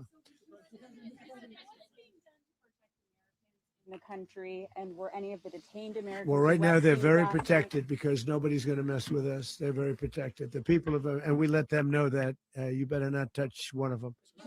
And are you concerned that bad elements of the Maduro regime will remain in place? Well, we know who they are. We're on them, and they're acting much differently now than they would have acted 2 days ago. Okay, wait, behind you, please. Mr. President, why is running a country in South America America first? Well, I think it is because we want to surround ourselves with good neighbors. We want to surround ourselves with stability. We want to surround ourselves with energy. We have tremendous energy in that country. It's very important that we protect it. We need that for ourselves. We need that for the world. And we want to make sure we can. Thank you for that, press. Dana, Miss Dana, you want to talk over people? Please wait. Your sound system is making it difficult to understand you. Okay. Not been a very good one for Cuba. The people there have suffered for many, many years. And I think Cuba is going to be something we'll end up talking about because Cuba is a failing nation right now, very badly failing nation. And we want to help the people. It's very similar in the sense that we want to help the people in Cuba, but we want to also help the people that were forced out of Cuba and living in this country. Do you want to say something about that, Marco, please? Well, I mean, I just gave you a statement a few minutes ago about, when the president speaks, you should take him seriously. So suffice it to say, Cuba is a disaster. It's run by incompetent, senile men, and in some cases, not senile, but incompetent nonetheless. It has no economy. It's in total collapse. And by the way, they were, all of the guards that helped protect Maduro, this is well known, their whole spy agency, all that were full of Cubans. I mean, it's amazing. This poor island took over Venezuela in some cases. One of the biggest problems the Venezuelans have is they have to declare independence from Cuba. They tried to basically colonize it from a security standpoint. So, yeah, look, if I lived in Havana and I was in the government, I'd be concerned, at least a little bit. Well, the president already announced a week ago that anything that's sanctioned, it's sanctioned oil, it's not going to be allowed to get there. So that's a pre-existing. The answer is yes. Yes.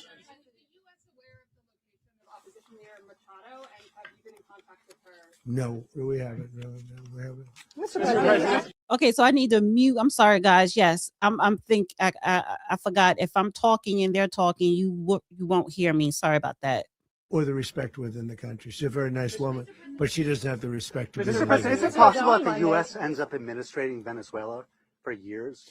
Well, it won't cost us anything because the money coming out of the ground is very substantial. So it's not going to cost us anything.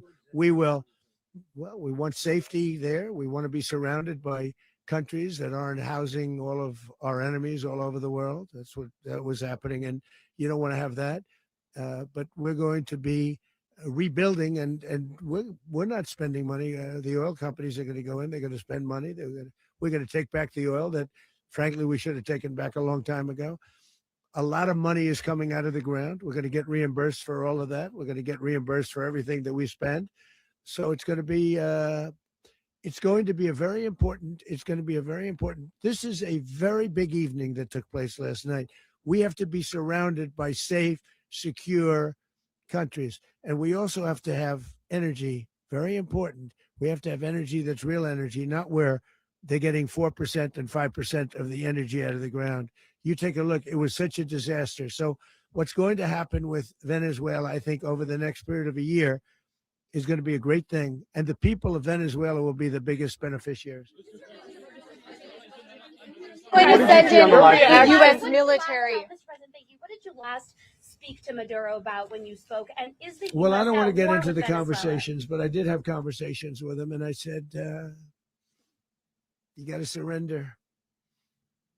And I actually thought he was pretty close to doing so, but now he wished he did, yeah. You said that Maduro is responsible for drug trafficking.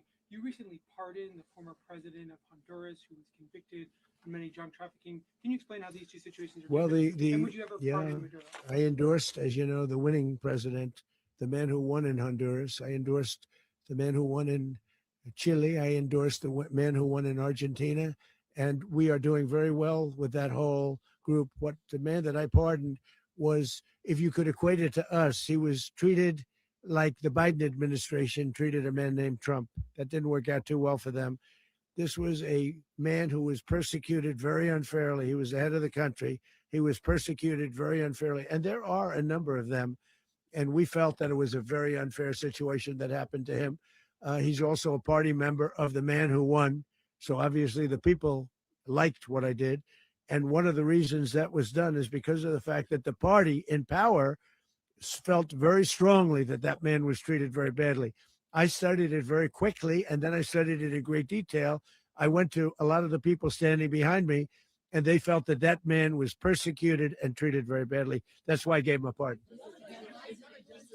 You referenced boots on the ground earlier. Can you just sort of button this up? Do you envision the U.S. military having a presence in Venezuela as the U.S. runs that Well, country? no, we're going to have a presence in Venezuela as it pertains to oil, because we have to have, we're sending our expertise in. So you may need something, not very much. But no, we're going to be taking out a tremendous amount of wealth out of the ground. And that wealth is going to the people of Venezuela and people from outside of Venezuela that used to be in Venezuela. And it goes also to the United States of America in the form of reimbursement for the damages caused us by that country. So I want to thank you all very much. Thank you. Do you have one? Yes, please.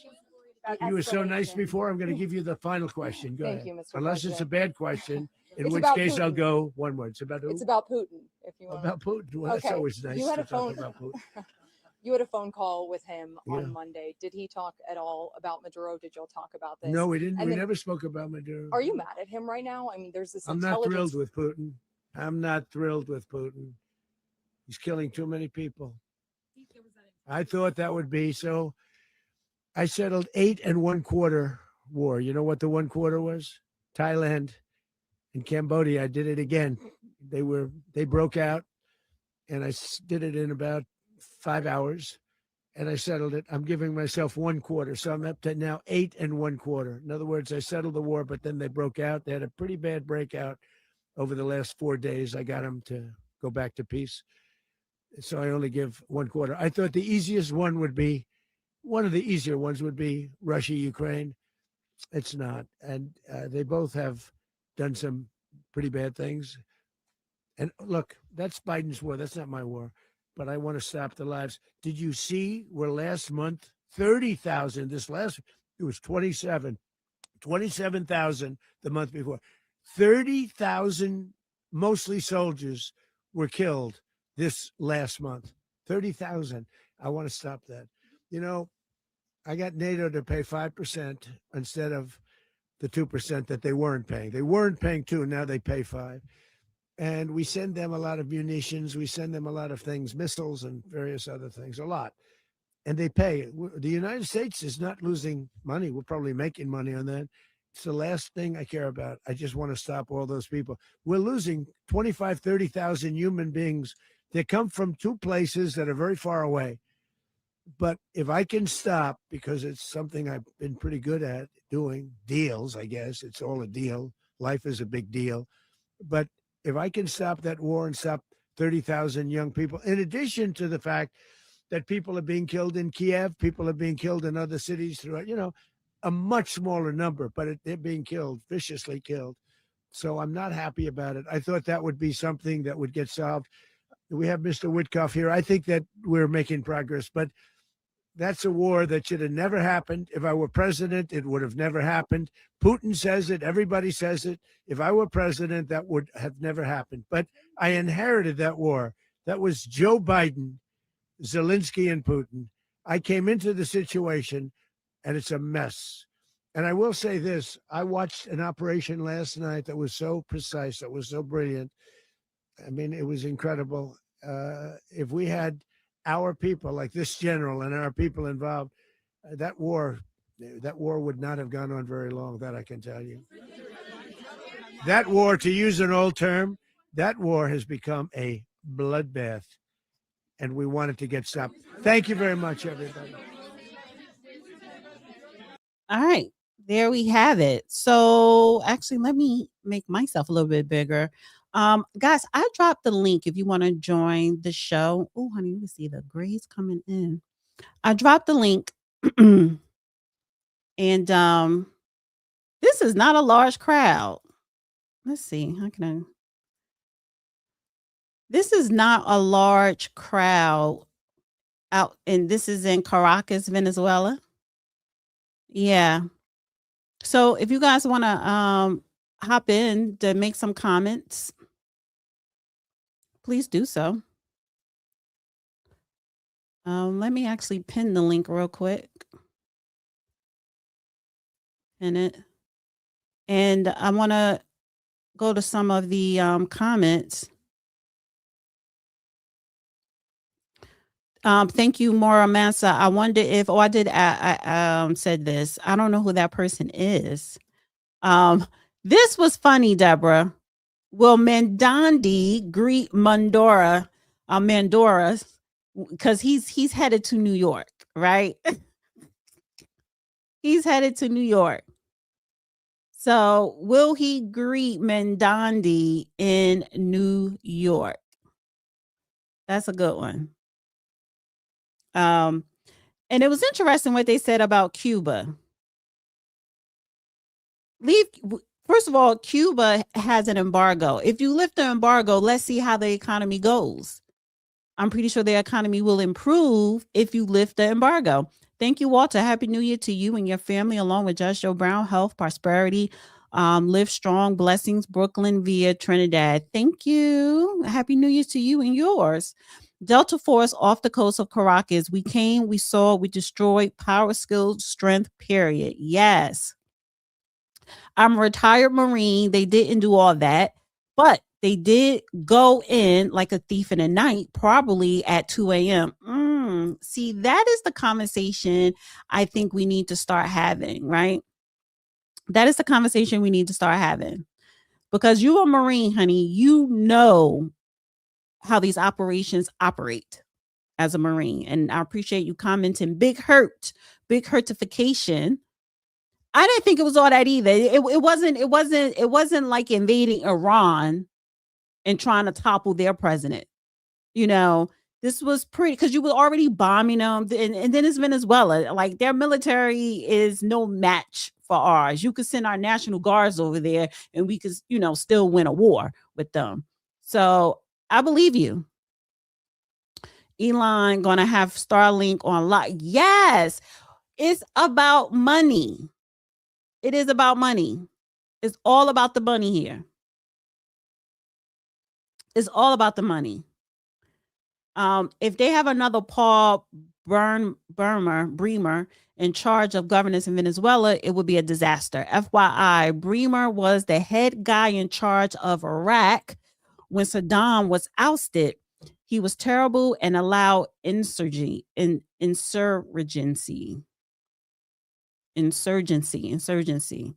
Yeah, I don't know who that person is, but Iraq is a hot mess right now. Yeah. It's like when we go in and topple somebody's president or leader, that country tends to be a shithole afterwards. So hopefully Venezuela don't do that. Hopefully Trump will stand by what he just said. The money, we're taking over the oil. We'll be selling the oil, continue to sell it to China and Russia. That money will go to the people of Venezuela. Are you going to let that money go back into the economy of Venezuela? If you want a better country, leaders should start with not lying. Absolutely. They're all liars. Democrat, Republicans, Green Party, independent, communists, socialists, it doesn't matter. They're all liars. They are. Okay. Sorry about the sound earlier. Thank you. Leave Cuba alone. Nobody's complaining. What happened to America first? Lift the embargo, and you'll see an improvement in Cuba's economy.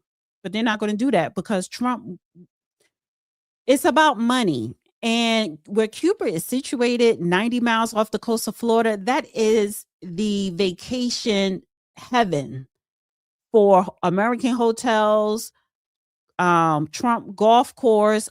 I'm pretty sure he will probably put a Mar-a-Lago in Cuba. It is about money and profit and capitalism. Trump, how would you know that your actions in Venezuela would be a big mess as well? And I think only time would tell when it comes to Venezuela. Now, I don't see anybody I guess y'all don't feel like coming up, and that's fine. Because I'm about to start my day as well.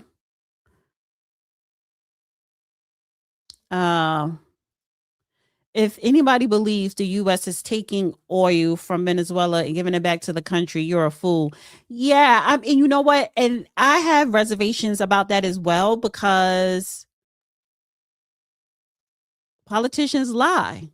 You know, you didn't go in there to help the people of Venezuela. You went in there to fatten your pockets, to make sure that Elon gets, Starlink. What is this?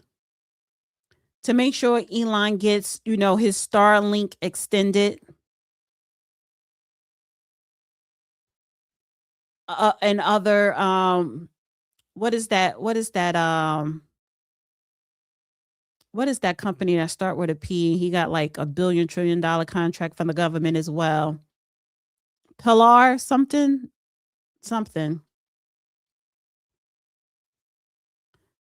The Democrats were, okay, stop blaming everything on Trump. The Democrats were in power for how many years? They could have did it. Well, here's the thing, right? Because here's my question. If Kamala was president, she wouldn't have invaded Venezuela, because they're the ones who opened up the border and let the people come here. And they knew that Maduro was opening up the prisons. So this was already in motion. Now, if the Biden administration was not supporting Maduro, this was inevitable. They knew that the United States was going to take down the president of Venezuela. Biden couldn't do it when he was president because he was senile. If Kamala was president, she probably would have did it so that she could look like she's competent. Maybe wouldn't have been as soon. But you let all these illegals from Venezuela come in, right? Because the Democrats was just saying, well, let's just let the people that are suffering come into this country. Trump is like, no, keep them out this country. Let's go and take down their president, take down their leadership, take over their oil, and help their country out. But they don't need to be coming here illegally. So, yeah, the Democrats, I don't know. A lot of times Democrats and Republicans leaders, they're on the same page, but their execution is different. It's a different type of execution.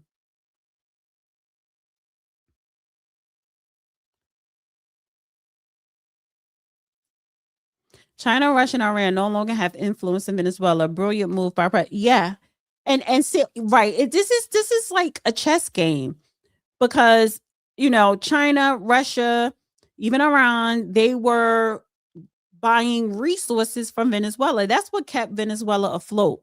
That is what mind you, Cuba was sponsored by Russia before the Russian economy collapsed. What was that, in the 80s? And then Cuba went through their special period. And then Venezuela came in to help Cuba out.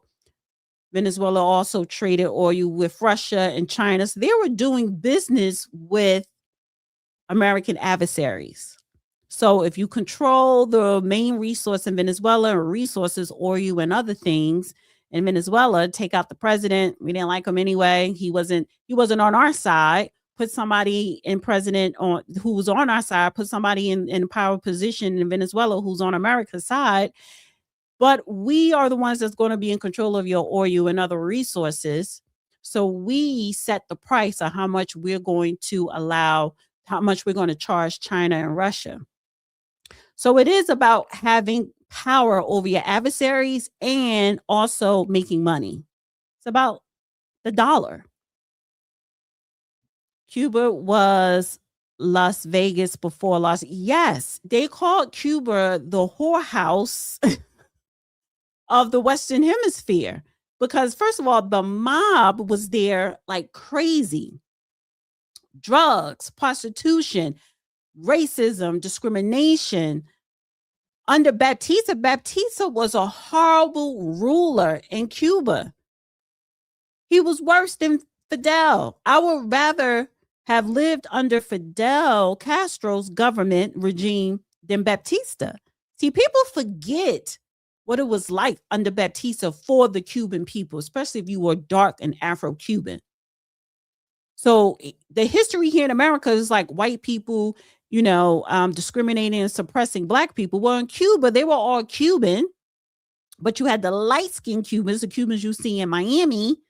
They owned everything, the land, the businesses, and they had the darker Cubans, the Afro-Cubans, as the workers, as the indentured servants, as before that, the slaves, right? So even after slavery, when you're talking about discrimination and racism, they weren't educated, the darker Cubans. They weren't allowed to go in certain areas, certain parks. They were kept at the bottom of the economic mobility in Cuba.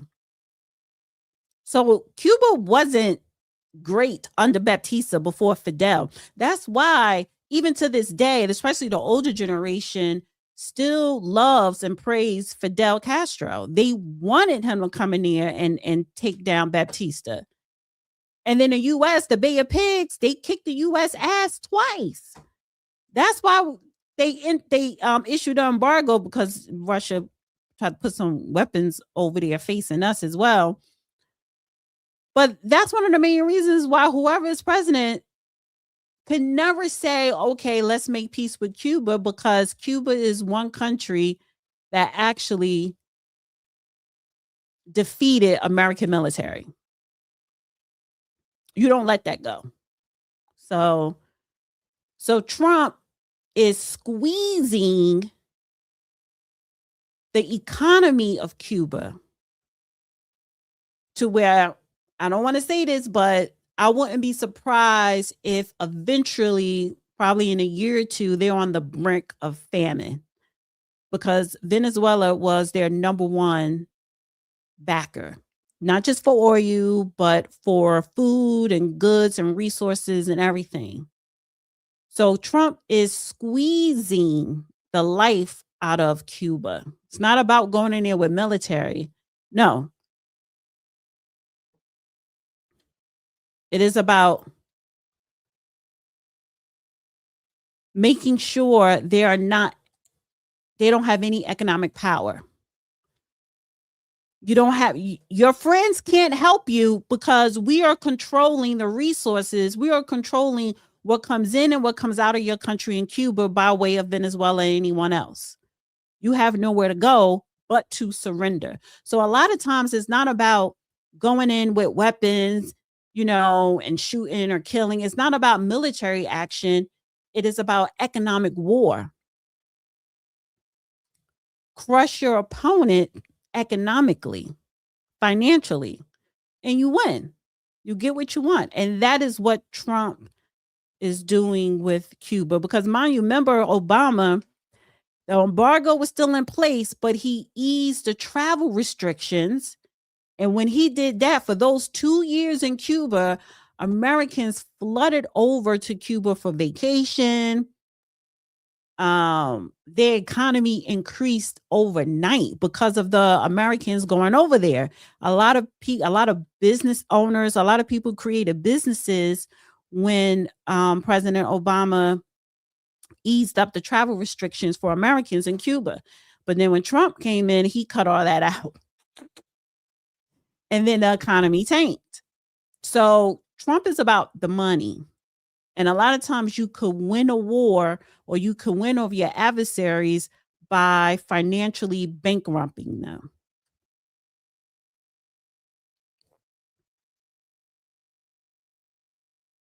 But all of that I would do in a deeper dive in another show.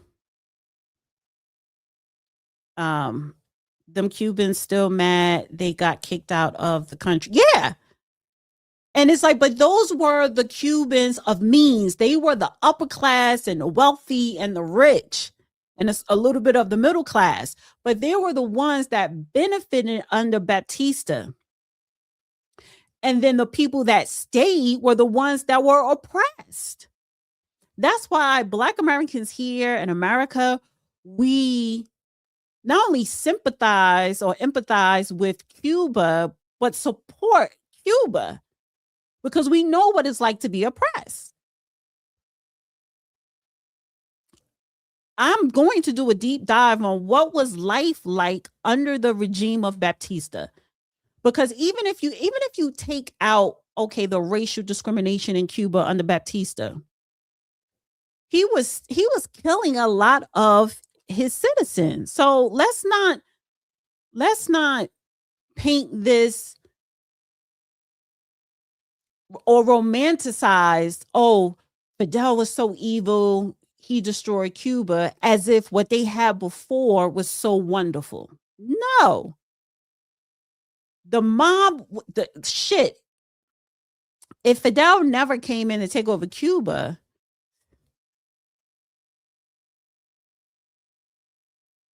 the mob will be controlling Cuba in every way and in all industries. Yeah, colorism was heavy. You know, listen, it is a socialist country, Cuba. It's not a communist. It's more of a socialist country. We have socialism in this country a little bit, but at the end of the day, it is about capitalism.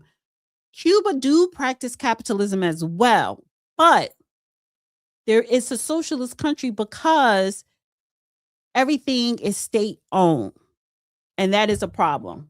Whether it's your home, your business, it's as if, okay, I open up a business in Cuba, but my profit is going to the government and they're going to kick back me a percentage. No, that's part of socialism. Under Batista, Cuba was under the thumb of the U.S. military, the mafia, and American companies. Yeah. So, and that's with all that capitalism, with all that money, with all that corruption, the people of Cuba was suffering. Now, if you were white Cuban, the ones you see in Miami, they were making a lot of money. They were still benefiting. They had generational wealth.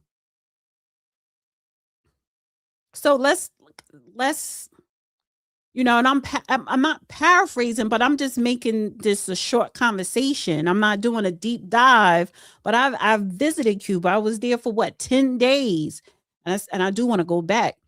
The people in Cuba are wonderful, beautiful people, nice people. The culture is wonderful, the food, everything. The people of Cuba makes Cuba wonderful. The government, and that's what anywhere you go, we always have an issue with government.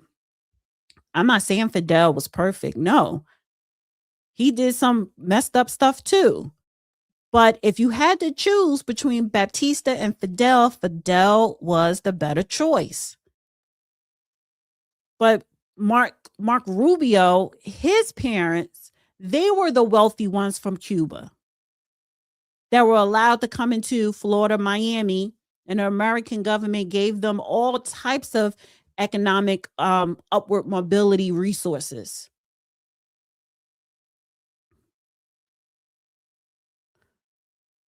What did it say? He was an actor the U.S. put in over there, but he really took it over and pushed the U.S. out. No. Not Fidel, no.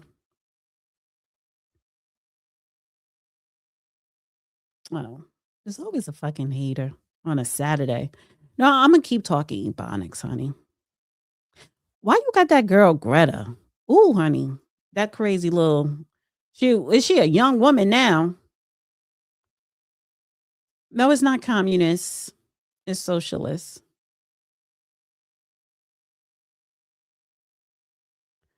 Cuba almost got glassed by JFK. Well, shit, we almost got glassed by Cuba via the Russian missiles. Must we? Well, I wasn't born then in the 60s when this was going on, but that generation, the baby boomers, you guys experienced this. The kids in school, you had to be taught drills. You would have drills to where, okay, we're having a practice drill. Get under your desk because Cuba missiles could hit us in at any moment. You guys had to deal with that. So America was on high alert.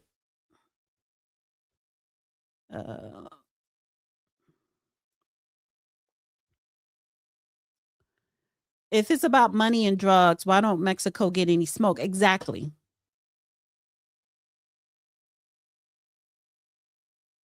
He said Mexico was next. In what capacity, honey? In what capacity? So, and this is where saying it's a lot of lies. You know, we don't know what's truth, what's lies, but it's a lot of lies there because you're saying Mexico is next. In what capacity? The cartels have Congress, judges, American judges on a federal, state, level.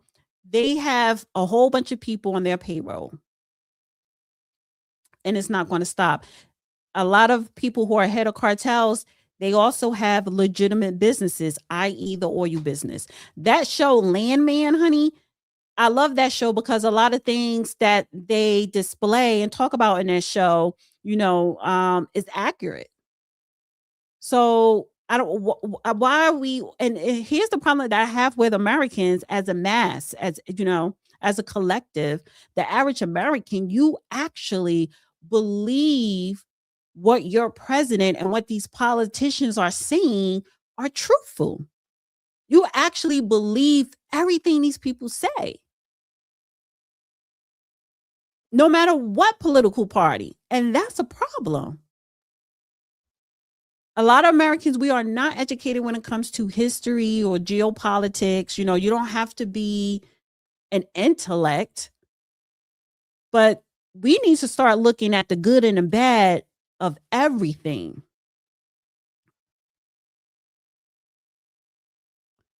Thanks for setting a record on Cuba, but people are still going to run with the whole communist. Yeah, they are.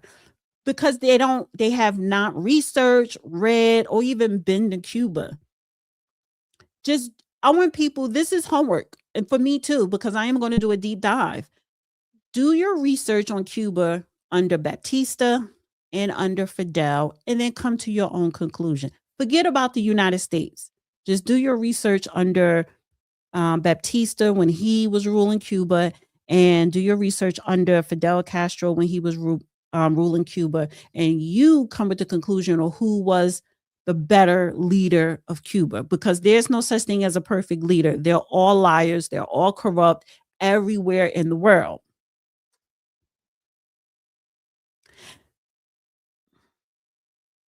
I'm trying to, I still could tell you. Wait, here we go. Hi, Katalia. Happy Saturday. I'm about to get up out of here. So I dropped the link, but nobody didn't want to come up. That's fine. Do my homework on what, honey? Do your homework, Dana. Do my homework on what? I think I'm more versed to talk about Cuba than you are. Do my homework on what? To understand that Baptista was a dictator. He was horrible. So don't sit up here and put in my comment section, do my homework, and you're not even backing up on what I need to do my homework on. Because you may disagree with what I'm saying. That doesn't mean what I'm saying is not factual.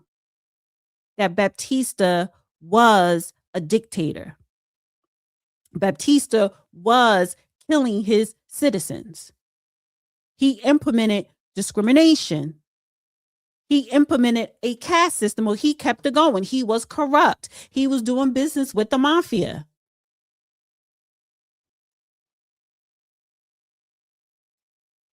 Compare Cuba with actual socialist country like Sweden. Cuba is communist. Who told you Sweden was a socialist country?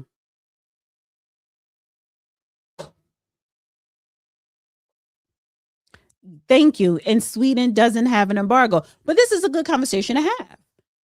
We got to start having the Cuban discussions, because there's always, it's like a 50-50. Like half of America sympathizes and support Cuba, especially the Cuban people. Then the other half don't like Cuba, don't support it. So it's a good conversation to have. Hi from Chicago, South Side. Hi, Lynette. Anything else? Listen,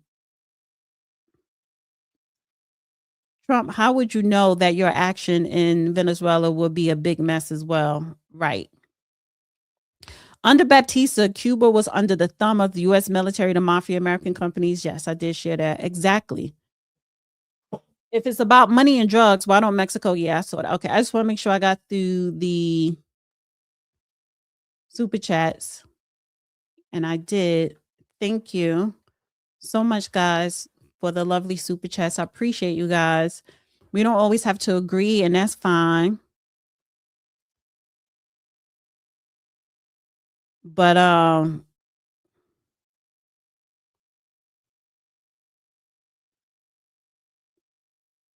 honey, y'all can't really tell me much about Cuba. I'm never gonna be on the side of a Mark Rubio and people like him. I'm never gonna be on the side of the Cubans that came here and that are pissed at Fidel. And honestly, Fidel, he could have slaughtered them, but he said, listen, if you don't want to be here, leave.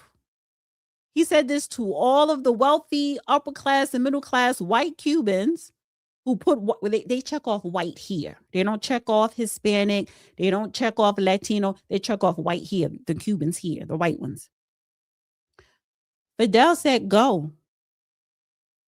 Because we're taking over your business, your land. Yeah, he took it from him. He took it from him because he was in sole control. That is part of socialism. That is why people are upset that Mandandi is the mayor. Well, people outside of New York, because majority of New York voted for him.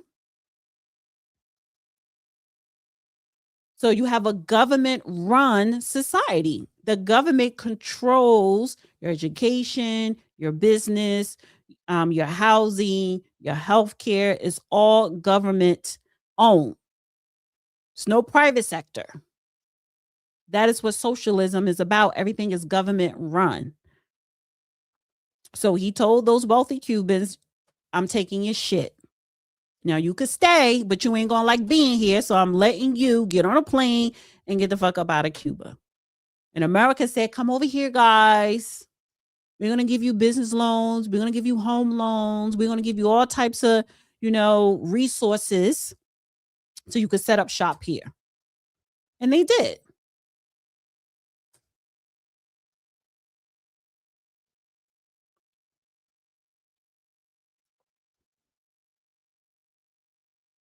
And RIP to Ashada Shakur, honey. Yeah. Castro's hand was forced by an ally with Soviets. He tried to negotiate with the United States and they didn't want to hear it. That too. So again, listen, thank you guys. Yeah, he took over their shit. I wouldn't like him either.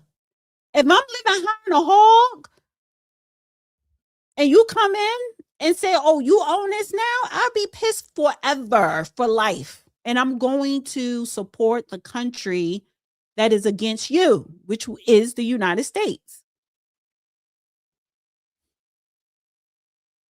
And what is that? I forgot the name of the company. I got to do my I forgot the name of the company. And they said it's the Cuban cigar. It's a famous Cuban cigar company. That's not real Cuban cigar. It's not. And I'll explain on that when I do a deep dive into Cuba. I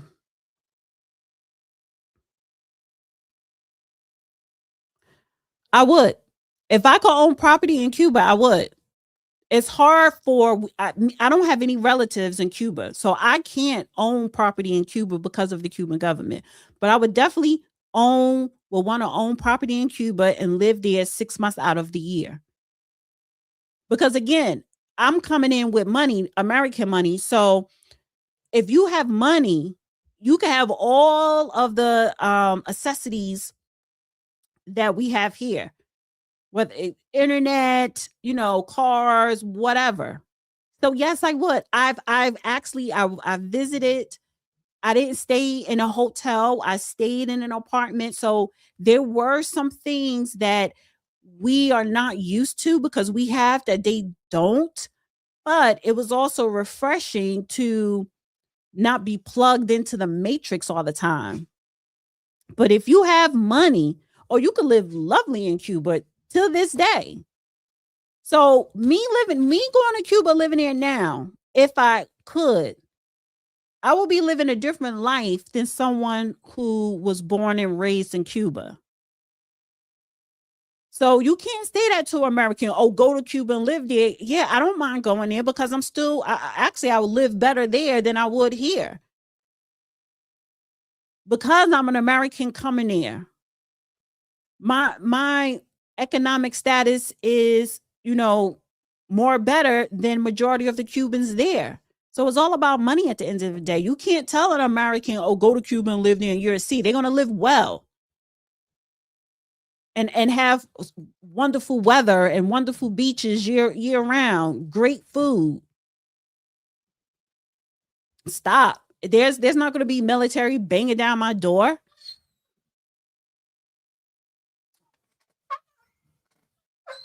What are you doing? A damn dog twisted in the sheets. So yeah, like you could, even if I was to go to Venezuela, I'm not living like the average Venezuelan here. When America goes to these other countries, we live well because we're coming already with money. We're coming already with that economic advantage. But I'm telling you, Cuba, it's a beautiful country. It's very romantic, but the people makes Cuba wonderful. It's the people. It's always been the people. So yeah, y'all saying go live there. I don't got a problem. But you gotta understand that America, our government here prohibit us from, well, Robert Redford owned property there, but again, he's wealthy, so you have connections. The government there don't allow us to buy property. We can't buy a house there. If I have a relative there, then I will be able to buy property through them.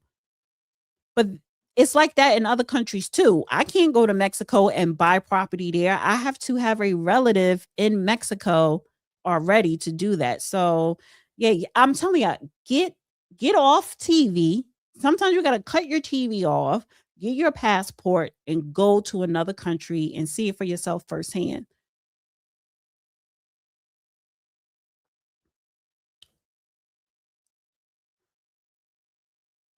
Now, again, honestly, because I said I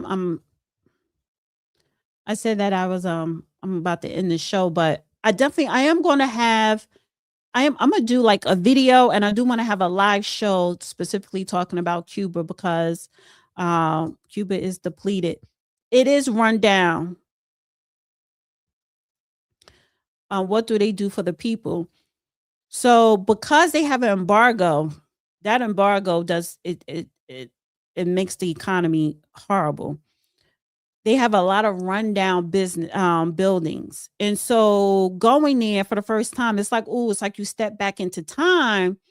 But when you stay there for a while, you realize that a lot of these people are living in these rundown buildings and homes. The government, because it's a socialist economy and they have an embargo, right? And especially where they're positioned at, the government don't have enough money to repair these homes. They don't have enough money for the resources.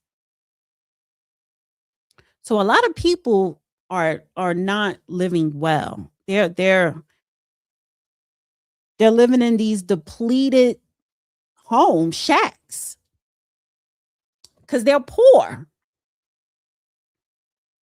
Now they're going to be fed. They don't have to pay rent. They don't have to worry about their health because healthcare is free, education is free. You don't have to pay rent. But look at where you are living at, who you don't have money, they could do their own repairs, but they don't have enough money to buy the material for the repairs. So it's good and it's bad. It's a lot of upside to Cuba, but it's a lot of downside as well. But again, me as an American going to Cuba, if I was to live there, I will be living well because I'm already coming with money. I'm already going to have a bridge of, okay, I'm not going to be working in Cuba. My business is be in America still. So I have money coming in. It's different from us going there as opposed to the people that's there. But the people that's there, especially the younger generation, this is another reason why we're going to have a deep dive in Cuba. The Gen X, which is but I would say the younger Gen X, but really the millennials and the Gen Zs of Cuba, they want the change. They don't want they even though they were taught about the Fidel Castro regime, that's not their ideology. They want capitalism. I'll just put it like that.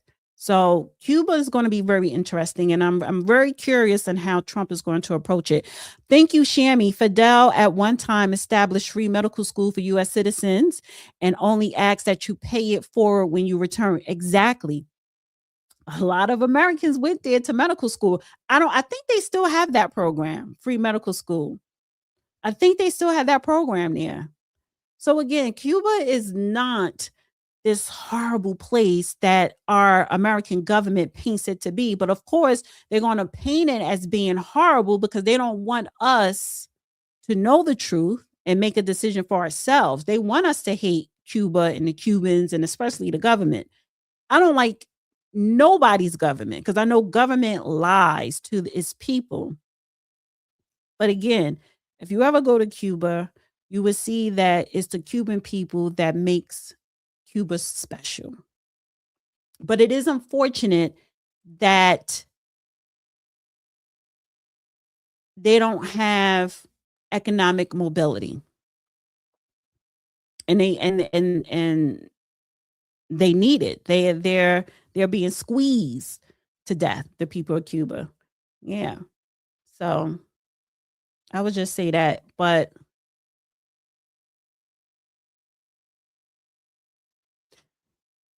and here's the thing, Trump is always about the deal.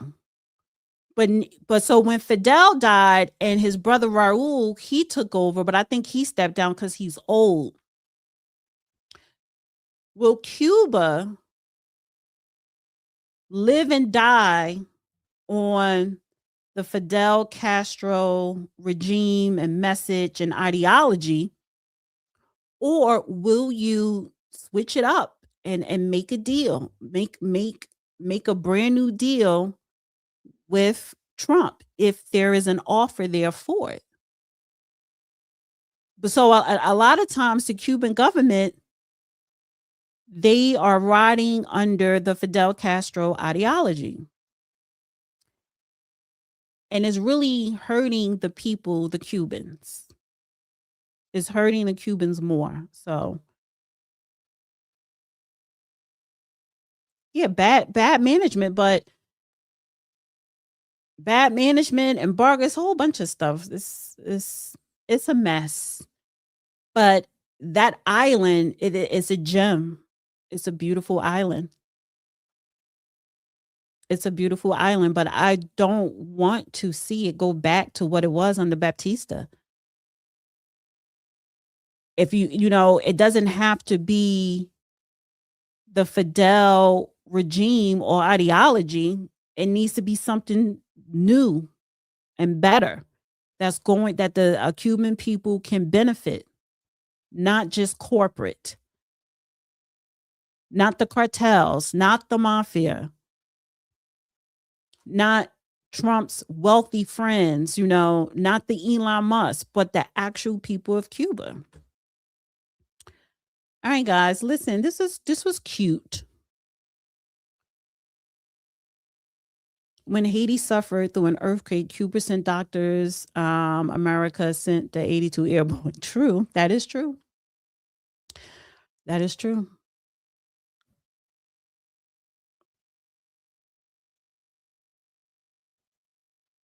I just think, oh my God, I got to charge up my damn mouse. Well, listen, I don't see anybody requesting to come up. I put the link, but that's okay.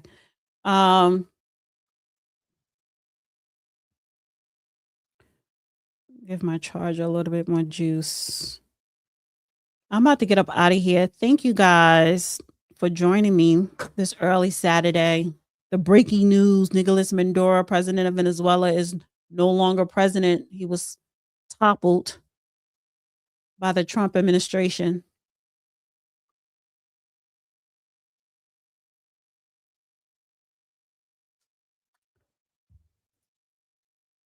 All right. Yep, he sure did. And that's why when Nelson Mandela was released, he went to Cuba first to pay his respect to Fidel.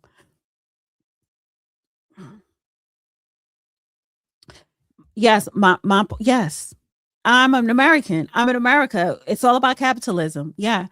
And what I don't like about corporate, it is considered a person just like we are. So the Constitution, they have the same rights regarding the constitutions that we do as human beings, because corporations are considered a person. That's what I don't like. So a lot of times in our government here, corporations take precedent over its citizens. They get more kickbacks, they get more support, they get more resources, they get more leeway. That is a problem. But YouTube is a private company that allows us to make money. And in turn, they have made trillions of dollars. So yes, my podcast is on a corporate platform, i.e. YouTube, and I'm making money. And if I lived in Cuba, I would still be having my podcast because I would have money to have a satellite to go live and still make money. But an average Cuban in Cuba right now, they don't have that luxury. They can't afford it, and they probably wouldn't be allowed to. And that's the problem. And that's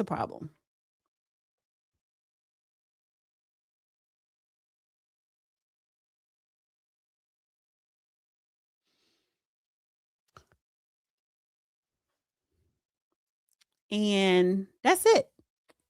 Happy Saturday, guys. Listen, thank you to everyone that sent in a donation. I love you most of all. Everybody in the chat. I think I'm going to be sticking with my Restream and not StreamYard. I wanted to try this where I'm portrait and landscape at the same time. It's called the moon version or whatever.